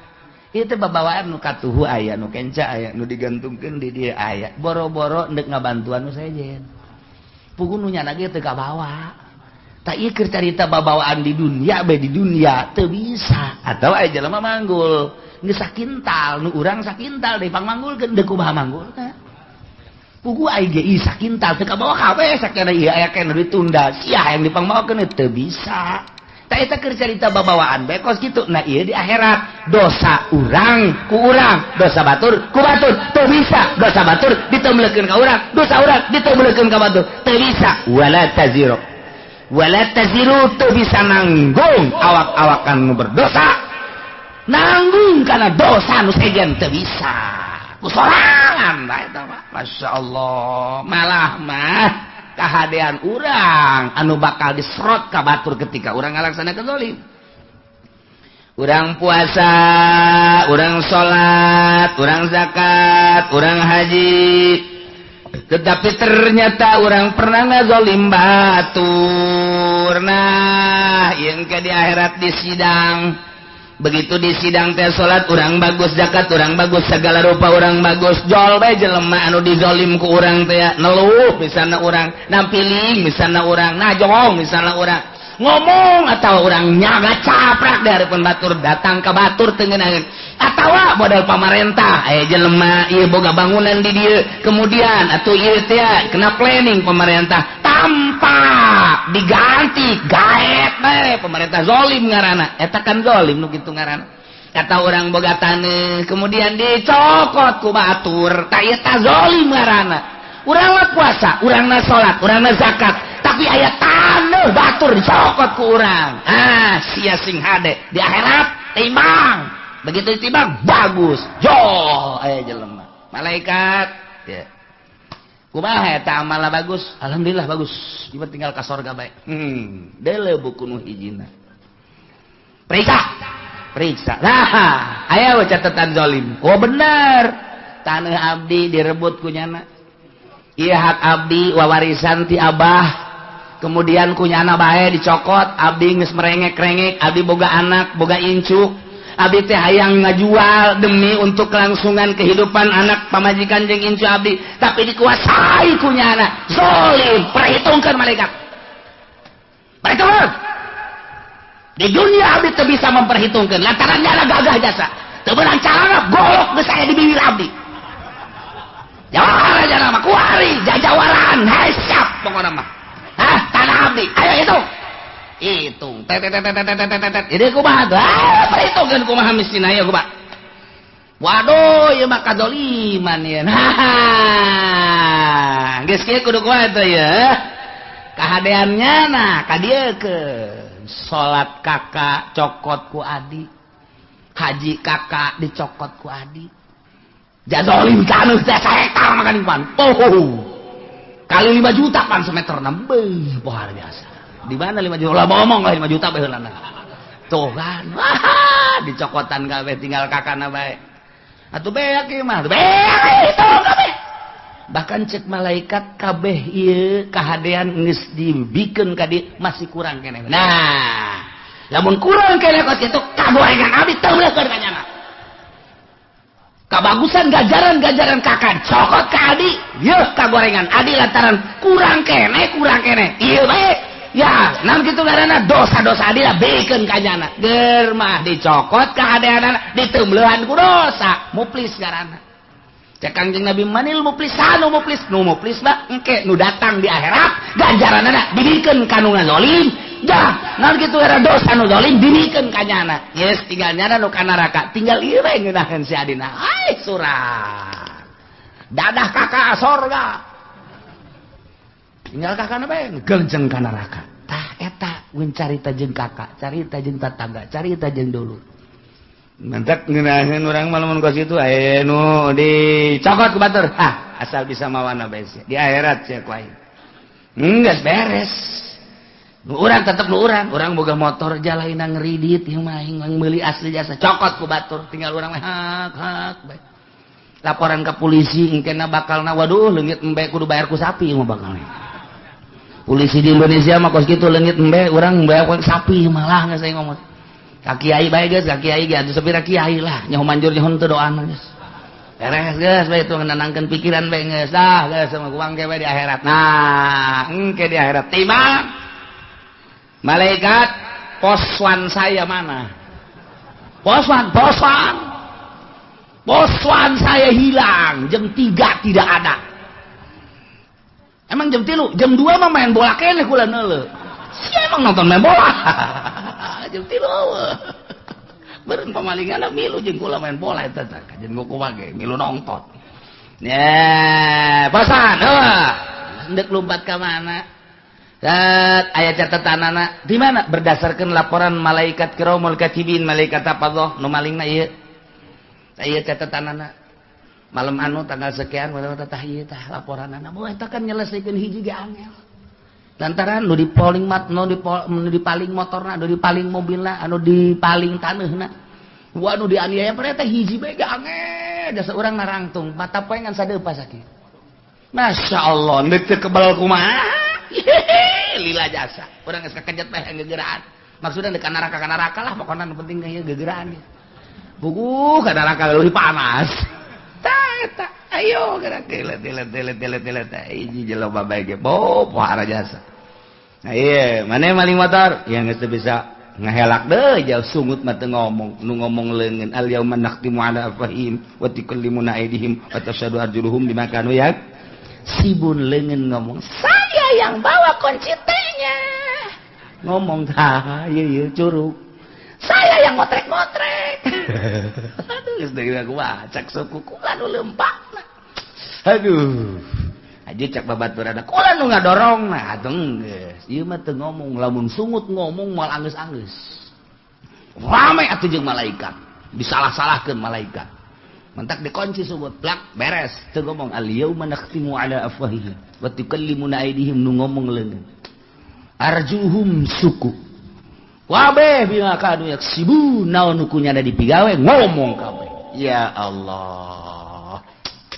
Nah iyalah wala taziru wazratu wizra ukhra. Ha, summa ila rabbikum marji'ukum. Bakal babalik kabeh ka pangeran. Fayunabbiukum bima kuntum fihi takhtalifun. Allah bakal ngabejer-beaskeun, ngajelaskeun kana naon nu ku aranjeun dipermasalahkeun, diperdebatkeun, kitu ikhtilafkeun. Dipacentraongkeun cak Yahudi pangeran teh Uzair, cak Nasrani pangeran teh Isa ibnullah Tritunggal, cek Sinto pangeran teh panon pe ieu bima kanu yaktalifun bila kuntum fi taktalifun nu kuarina diperbeda-perbedakeun, dibeda-bedakeun, diperdebatkeun tentang pangeran. Cek ieu Uzair, cek ieu Isa, cek ieu Maryam, cek ieu kitu panon poe, cek ieu mah batu, cek ieu mah kayu. Engke bakal kanyahoan penjelasan langsung ti Gusti Allah ketika urang babalik ka Gusti Allah. Urang mah kuari alhamdulillahirabbil alamin, nyana pasti ini tentang pangeran di hadapan Allah. Engke urang ditanya, "Siapa pasti ini kunaon?" Urang terima. Tidak ada yang perlu dipasinikeun. Apa itu pasini cak malaikat? Ya, pasini ada bus ini, ada pasini. Saya tenang-tenang aja.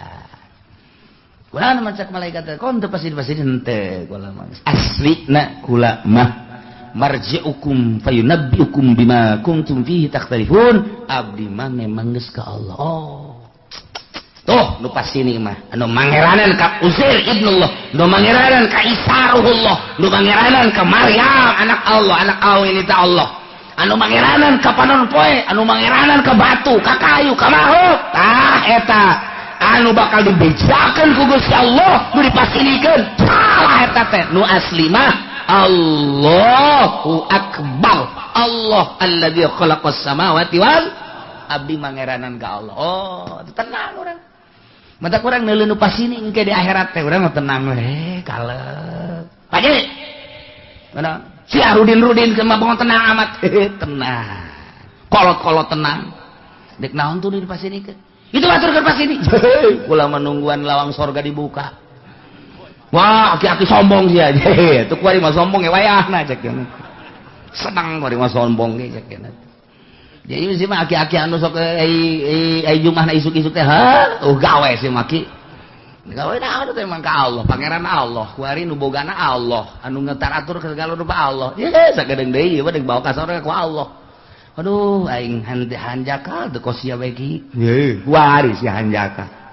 dah heula sia aing hayang ngabonceng Gusti teh dibawa pan wari kakara kerasa Gusti ya engke mah bakal hayang jadi aki-aki anu nurut teh nuju mana isuk bae nuju mana 11:30 tapi 11:30 ge lumayan kene sih endog-endog bae mah meunang wa huwal ladzi ja'alakum khalaifal ardi wa rafa'a ba'dakum fawqa ba'din darajat wa huwa aitadimma wa huwa rabbu kulli syai Allah teh anu mangeranan kana seluruh perkara tambah deui wa huwa Allah teh anu alladzi ja'alakum ngajadikeun karanjeun kabeh khalaifal ardi khalifah di muka bumi pemimpin di muka bumi raja-raja di muka bumi nang Allah kade urang mangan sakadar ngalaksanakeun doang kuari urang moal kebel deui bakal ngalaksanakeun pemilihan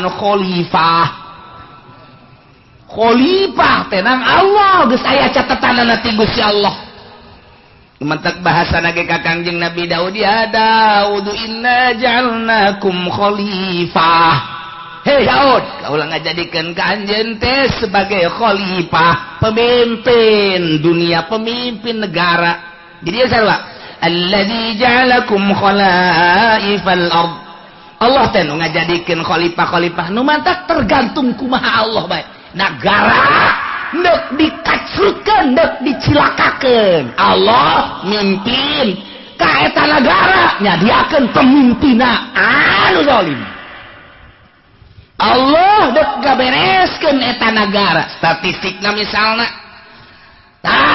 penataanana dan lain sebagainya Allah mempersiapkan jelema anu jujur bagus anu pas jadi pemimpin jadi geus dipersiapkeun ku Allah ulah tinggal ngalaksanakeun bae seperti orang pemilihan Banten kiai kurang kumaha haram milih pemimpin awewe teh haram malah didebatkan ku kiai-kiai keneh adu argumentasi eta teh maksudna emang Allah dek ngajadikeun pemimpin Banten sebagai konde anu zalim kos kitu Pak kos kitu teh kajenting di halangan ku kumaha moal bisa dalil tinggal dalil unggal pengajian kiai nyaritakeun haram milih awe endahan kiai ngajakan ka awewe deh, atuh geus kitu we eta. Allah teh deuk ngajadikeun Banten teh, Banten redup. Banten redup ngaranna eta. Lain Banten bersinar. Banten redup. Pok kuari mah lain redup teh gua ledeng. Jadi mah kuari mah Banten gludug geus lah, geus redup deui. Wah beh, kuari mah ngararingkuk. Tuh, tinggal kipu deui be empot-empotanna. Aing kapanggil da moal, tenang pun, moal pun, kalem. Aduh, masyaallah, lainnya na bae, loba. Tuh kan, ieu sih ta. Asal ku Allah deuk dijadikeun pemimpin kan cek Kangjeng Nabi ke kos kitu. Di mana Allah hendak menghendaki satu negara bagus, Allah bakal munculkeun pemimpin nu bagus. Ketika Allah menghendaki negara itu kacrut, Allah bakal nyadiakeun pemimpinan nu kacrut. Jeung dikahayu-hayukeun ge teu bisa bae, dihayu-hayukeun ge titah ngabagusan teu bisa bae. Geus ka dieu bae belokna. Eta teh nang Allah lain menang urang siganang urang milih rakyat ngajenengkeun rakyat jadilah manehna siganang rakyat hakikatna mah menang Allah dina itu surat itu dicaritakeun inna ja'alnakum khalaif nah ieu ge sarua khalifah ieu ge sarua wa rafa'na kitu ngaranna wa huwal ladzi ja'alakum khalaifal ard Allah teh ngajadikeun karanjeun kabeh kana pamimpin-pamimpin bumi di mana bae ge kudu aya pamimpin aja ngurus negara. Negara urang teh ieu teh geus sabaraha persen dibawaan bae ku Amerika ka ditu urang mah ngan sakadar hampasna doang. Urang mun nyaritakeun kos kitu begitu beluna ka Amerika, tolol amat goblok amat atuh ta Amerika. Lantaran kakayaan bumi pertiwu urang teh kunaon kunyana dibawaan bae ketika ku urang diarahkeun ulah nuturkeun Amerika tuh urang ka dieu ye kanu lurus uang teh Amerika tetep bae ketika pemilihanna hese bae berarti Allah deuk ngajadikeun negara urang ambruk tinggal pilih bae deuk diambrukeun deuk dihenteukeun terserah suara rakyat suara Tuhan ieulah bahasa ahli filsafat Artinya Allah menghendaki melalui suara rakyat. Terserah rakyat dek milih ke mana, dek dibenerkeun negara dengan berbagai argumentasi jeung hujah. Aduh argumentasi. Tapi awas sing hade, dek ka mana arahna? Dek ka mana arahna sing hade? Nah ieu negara urang. Ieu teh perlu pemimpin. Allah bakal ngajadikeun diserahkeun ka urang pemilihanana walaupun hakikatna memenang Allah. Wa huwallazi ja'alakum khalaifal ardh. Allah nu ngajadikeun khalifah. Apakah Prabowo nu bakal jadi, apakah ieu teh Jokowi nu bakal jadi, apakah memang jurig salian ti eta nu bakal jadi? Teh jawaban urang teh dua nu keur adu kekuatan nama. Sanu nyaho ke aya jurig muncul. Oh, bae aya calingan. Teh urang. Urang lamun anu pro Prabowo ngaistimewakeun Prabowo, dalilna loba. Urang anu milih Jokowi, pro Jokowi, dalilna loba. Hese kos kitu mah lantaran ngarasa boga kepentingan sina kabeh ka Jokowi lantaran nyana mah kepentinganana hana semet beuteung doang. Nyana teu memiliki negara Indonesia, aing mah penting mah hirup beuteung aing jemluk beres. Jemluk bahasa Cina teh jemluk. Penting beuteung aing jemluk nya nama. Sok Cina mah cicing di mana bae apa memiliki nyana bahwa ieu negaranya henteu nya nama. Henteu nya nama. Urang dek nuturkeun kos kitu silakan. Tah, ayo argumentasi nu ieu mah memiliki negara. Tah, tapi kan hese di kitu-kitu masyarakat mah boga pilihan, aing pan usaha. Lamun henteu bergaining jeung Cina ke bakal kumaha? Pilih bae geus ka dieu, ambruk berarti. Aing mah milih ka dieu bae. Lah, lantaran aing mah anu terserah tah ambruk ge henteuna. Nganu jelas mah kabeh ge, nu geus ka dieu hese di ka dieu keula, nu geus ka dieu hese di ka dieu keula. Lantaran boga kepentingan masing-masing. Geus dibere acuanana tetep bae lebih mengarah kepentingan. Sok wari bae gitu. Ayo partai Islam nu ngadukung ka dieu, nu ngadukung ka dieu. Pada eta teh meureunana boga kepentingan. Henteu saluluguna dukung-dukung kitu henteu. NU ngadukung ka dieu aya kepentingan kajeun kumaha ge. Aya kepentingan kajeun kumaha ge. Jadi berarti kahijab. Anu ngadukung ka dieu aya kepentingan kahijab.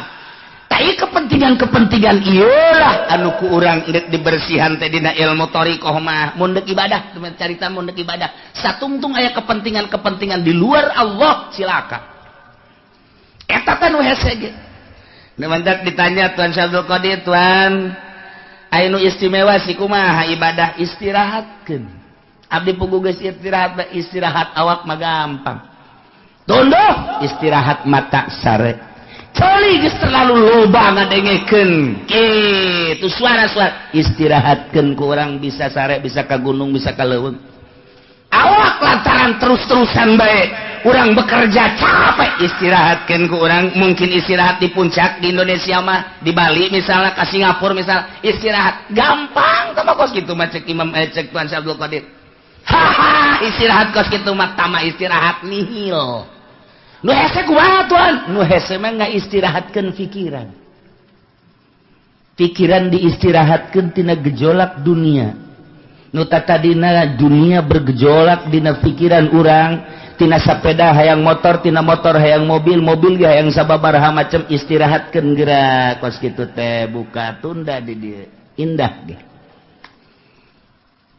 Urang tatadina yang boga jabatan ti dieu hayang ka dieu ti dieu hayang ka dieu mun karyawan teh mah karyawan biasa hayang personal hayang tadi kitu wakil direktur jadi direktur istirahatkeun geula simpen di dieu tah sagala rupa istirahatkeun urusan duniawi istirahatkeun tah ka Allah keun hiji kumaha carana Tuan carana gampang nuku urang diangan-angan nuku urang dipikir-pikir soal dunia eta teh fana rusak bakal ditinggalkeun urang bakal ninggalkeun da ima nyana ninggalkeun urang ti heula wa ima urang ninggalkeun ti heula nu jelas mah kabeh ge rusak disebutna fana masa sih urang ngudag-ngudag nu rusak nu bakal ditinggalkeun maningat ge urang ngudag-ngudag anu bako pikiran urang kanu maha bako Allah subhanahu wa ta'ala awalun bilam tidak wa akhirun bilam tiasok lempengkeun geura ka Gusti Allah angan-angan piceun simpen di dinya tah istirahat eta nu hese mah istirahat mata mah reup hees istirahat ceuli mah gampang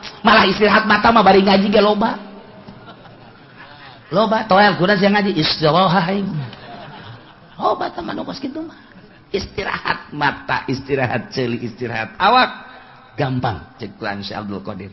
Nu hese istirahat angan-angan jeung pikiran. Lamun eta geus bisa diistirahatkeun tek ketika ayana naon aing keur istirahat ti kos kitu. Ayalah tawaran jabatan teu aing keur istirahat. Aya tawaran awewe teu jore. Tapi aya kene harepannya eta. Tolol teu goblok. Istirahat setengah-setengah tah. Istirahat kan. Masya Allah. Urang lamun geus bisa ngaistirahatkeun kos kitu, ih mata hate ka Allah. Akhrij hubad dunya min qalbika fa inni la ajma'u hubbi wa hubad dunya fi qalbin wahid. Kaluarkeun geura hubud dunya dina hate. Lantaran cek Gusti Allah aing moal ngahijikeun hubud dunya jeung hubbu ka aing di hiji hate, kaluarkeun. Nu mantap diibaratkeun ieu teh awak teh okos kitu naon ngaranna okos belantara. Urang leumpah ninggalkeun belantara set geus katinggaleun ta dunia hiji. Keur ngahareupan akhirat kuari. Urang aya di ranah akhirat. Ternyata ranah akhirat ge masih kena hijab kene. Tinggalkeun teu kanyueun akhirat. Geus ninggalkeun dunia, ninggalkeun akhirat, kuari urang kanu nyieun dunia jeung akhirat. Allah mun geus kadinya indah jasa. Eueuh kabungahan kecuali bareng jeung Allah, eueuh kasenangan kecuali bareng jeung Allah. Kieu bae sih, kuari kieu ye. Urang lempah babarengan jeung nu boga pabrik egel. Waduh, egle geus kuari bae egle geus. Urang babarengan jeung nu boga di pasir teh pabrik naon garang-garana? Gajah Tunggal. Urang ka Jakarta, ke Bandung bareng merasa bangga sebab naon ieu nu di sisi urang teh nu boga Gajah Tunggal. Dek ka restoran mana tinggal am, dek ka hotel mana tinggal reup, dek hiburan nu mana tinggal daek sebab nyanalah nu sugih menanggulangi urang. Aya satu kebanggaan nu hayang bangga. Boy, pohara jasa atau urang babarengan jeung nu boga lipo. Boh, dunia san urang bae. Kabeh ngontrak aing doang. Pohara jasa. Eta keur carita dunia bae. Urang nu hobi jabatan, gila jabatan bareng urang jeung bupati. Satu kebanggaan. Kiai nu babarengan jeung bupati teh. Ngarokona ge geus lain. Wah, eta cenah overdosis eta. Overload aduh. Kabeh kadeulean ku batur aing kiai keur bareng jeung bupati bangga jasa. Nek nyana jeung menteri, dua ngarokon.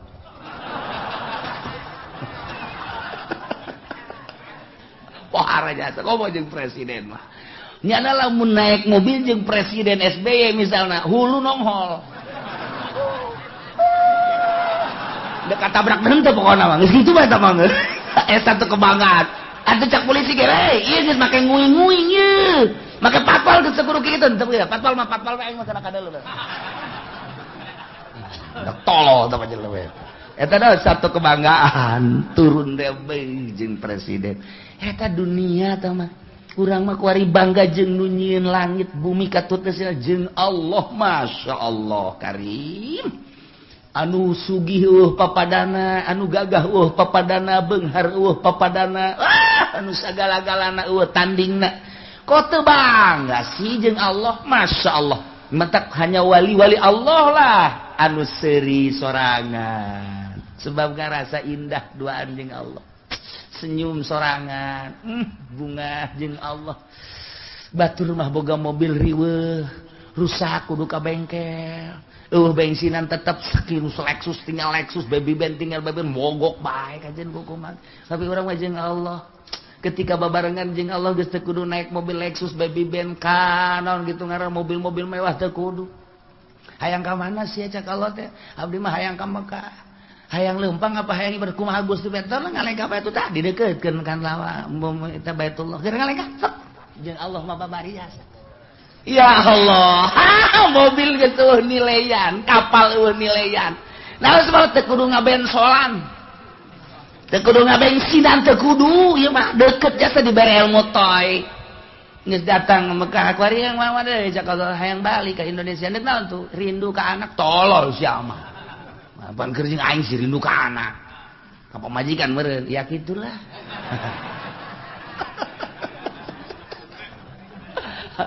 dek jalan mana tuh cek Allah teh seakan-akan gitu dek jalan luhur cara manuk dek jalan handap sapatala cara Syekh Mansur atawa dek jalan biasa bae darat nyangakeun we kumaha Gusti bae ajar darat bae tuh perem deuketkeun bumi tek lega datang perlu mobil geus henteu kapal teu perlu jeung Allah bae lamun geus urang deket jeung Allah teh tah lelengkahan dek ka mana bae ge masyaallah karim ini sama gilir ge geus kudu make mobil gilir kanu kolot kanu ngora aduh mantep jasa geus cek nu kolot isi juri da lain bagian di aing aya di aing ge keneh teh cek nu ngora kitu keneh ieu mah jurig beureung gajeun kukumaha ge janyana mah kadang aya kadang eueuh wah makajan kukumaha ge aya mbah jambrongan ieu mah cenah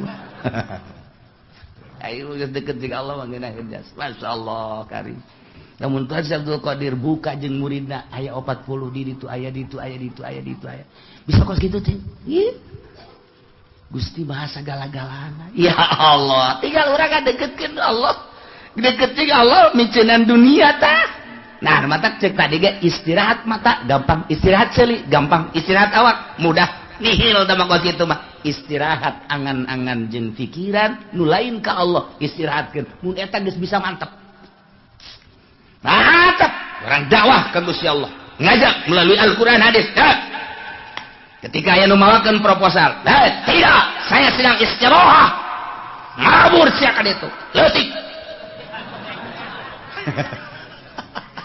istirahatkeun aya nu mere mobil ti gubernur ayo ieu mobil hadiah ti gubernur kok mere hadiah lantaran nyana geus karasa kadukung jeung kadoakeun aing istirahat tina pemberian ti pemerintah bawa ka ditu Gusti teu hayang aing istirahatkeun kinu kitu karak pol ka Gusti Allah gimbir jelema okos jelema tapi lain okos lain jelema tapi jelema itu sebenarnya saha sih nyananya eta istirahat dinu geus kitu lamun urang geus bisa ka istirahat nurutan Tuan Abdul Qadir istirahat angan-angan istirahat pemikiran selain Allah karak cekas ujianna eueuh nanaon nah balikan deui Allah teh alladzi ja'alakum khalaifal ard anu ngajadikeun karanjeun kabeh di muka bumi sebagai khalifah penggede pemimpin raja-raja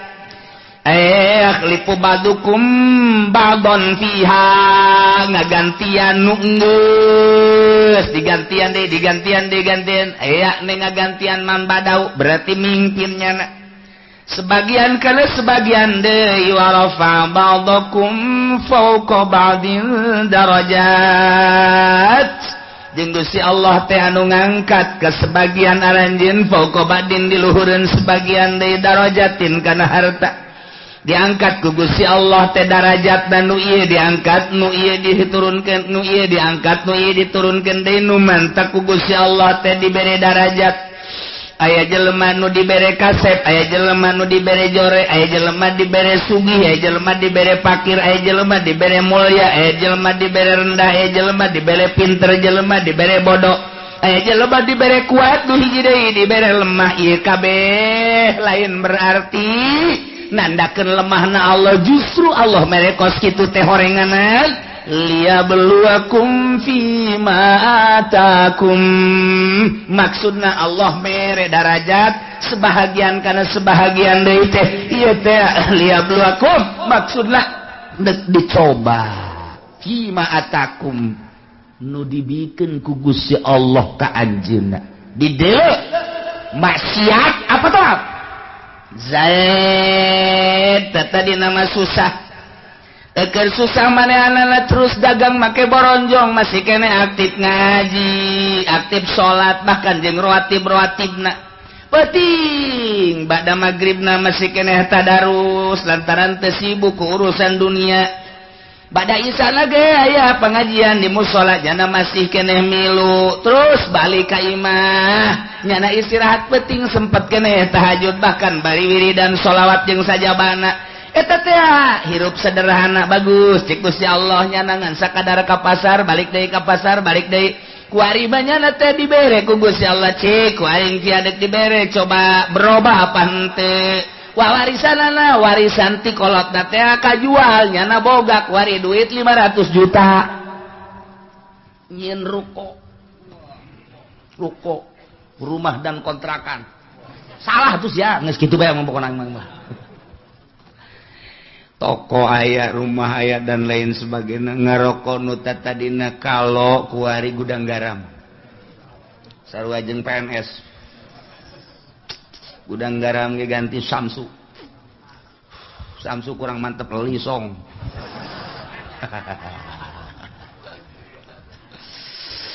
atuh kuari mah bajuna ge sing ciripit lain deui kamari mah di bawah sederhana beuh kuari mah geus mantep jasa bih kuari mah mobil lagi Fortuner 500 juta atuh pohara jasa geus kajieun ruko jeung boga mobilnya ngadean imah kotrek aya pohara jasa kakembangan di sisi imana aya segala rupa yang geus 500 juta ditanya geus dilok nembalan kuari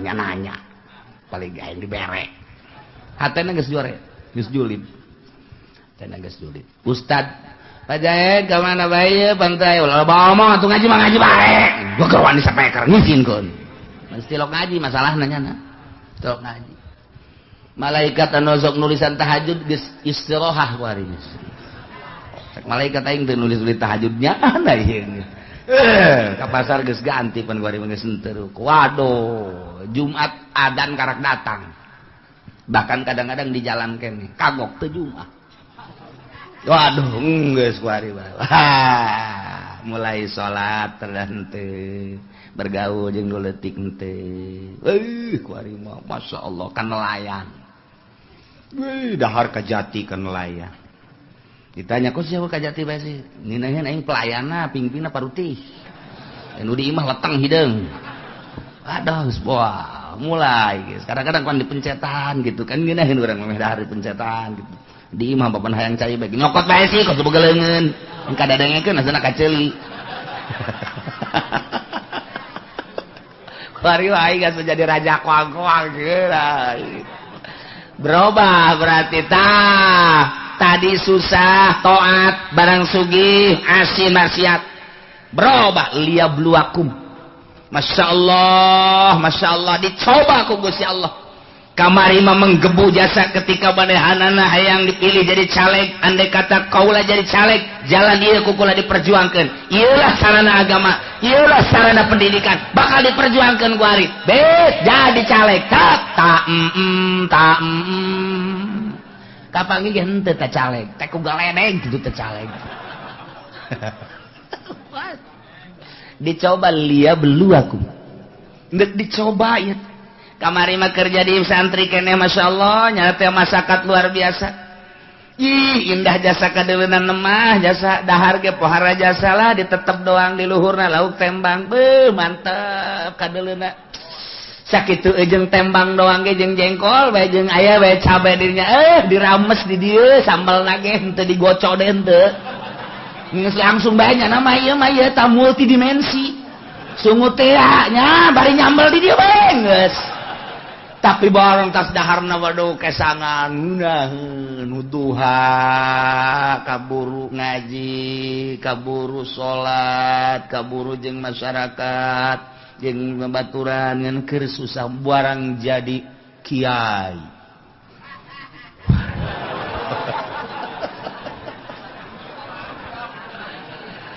tewauh jeung nu leutik masyaallah mun ngariung teu diberkatan marah aduh ieu jadi kiai mun dahar kudu loba bae deungeunna dan lain sebagainya wah cat Allah ditambahan predikat kiai kok jadi kos kieu jadi takabur endahan iring-iringan jeung camat jeung bupati teu puguh nu diperjuangkeunana iring-iringan nu kos karait oh liyabluwakum.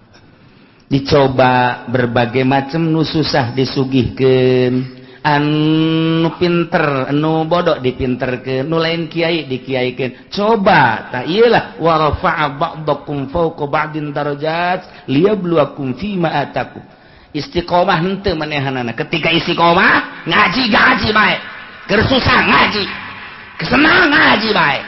Kemudian nyana teh keur pakir ngaji, sogeh ngaji bae. Jeung jelema kitu-kitu bae istiqomah. Ha, berarti ieu mantep ieu dicobana ku Gusti Allah. Toat-toat bae. Dah keur teu boga mah pikiran zakat aing, barang engget-engget ya. Ibadah kitu ngaran aya ta dunia, enggak zakat, barang sugih jasa, poho zakat. Poho zakat. Liyabluwakum. Masyaallah. Mentak fluktuatif ku Gusti Allah teh naik turun.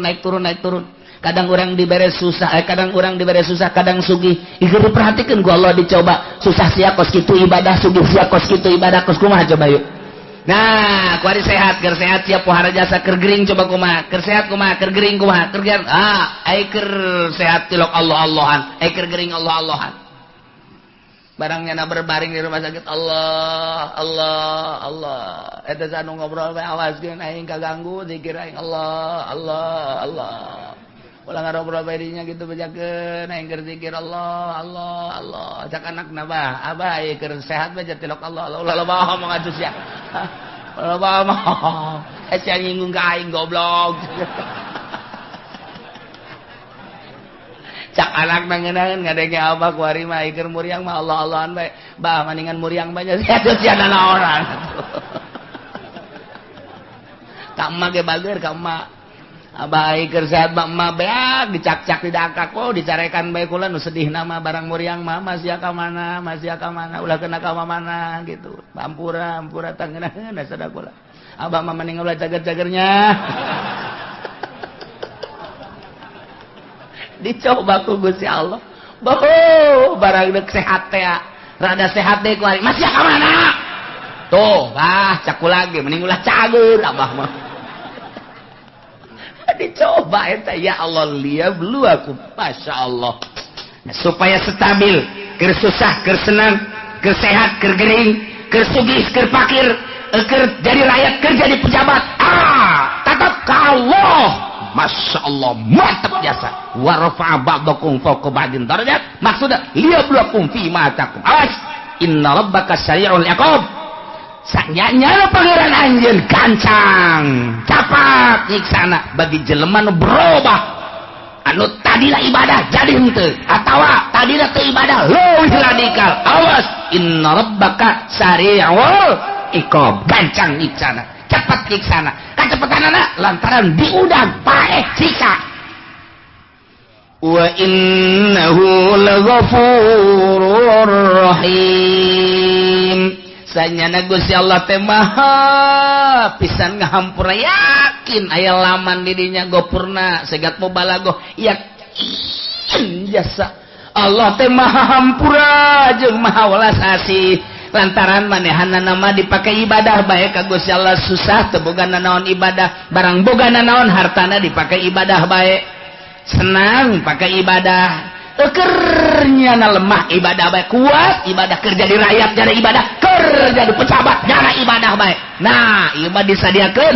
Wa innahu laghafurur rahim. Jadi engke kadituna hasil cobaanana ku Gusti Allah. Anu taat bakal dibere ghafurur rahim sorga, anu maksiat bakal dibere sari'ul iqab. Hasil cobaan Allah bakal seperti itu. Tinggal urang kuari nu dicobana.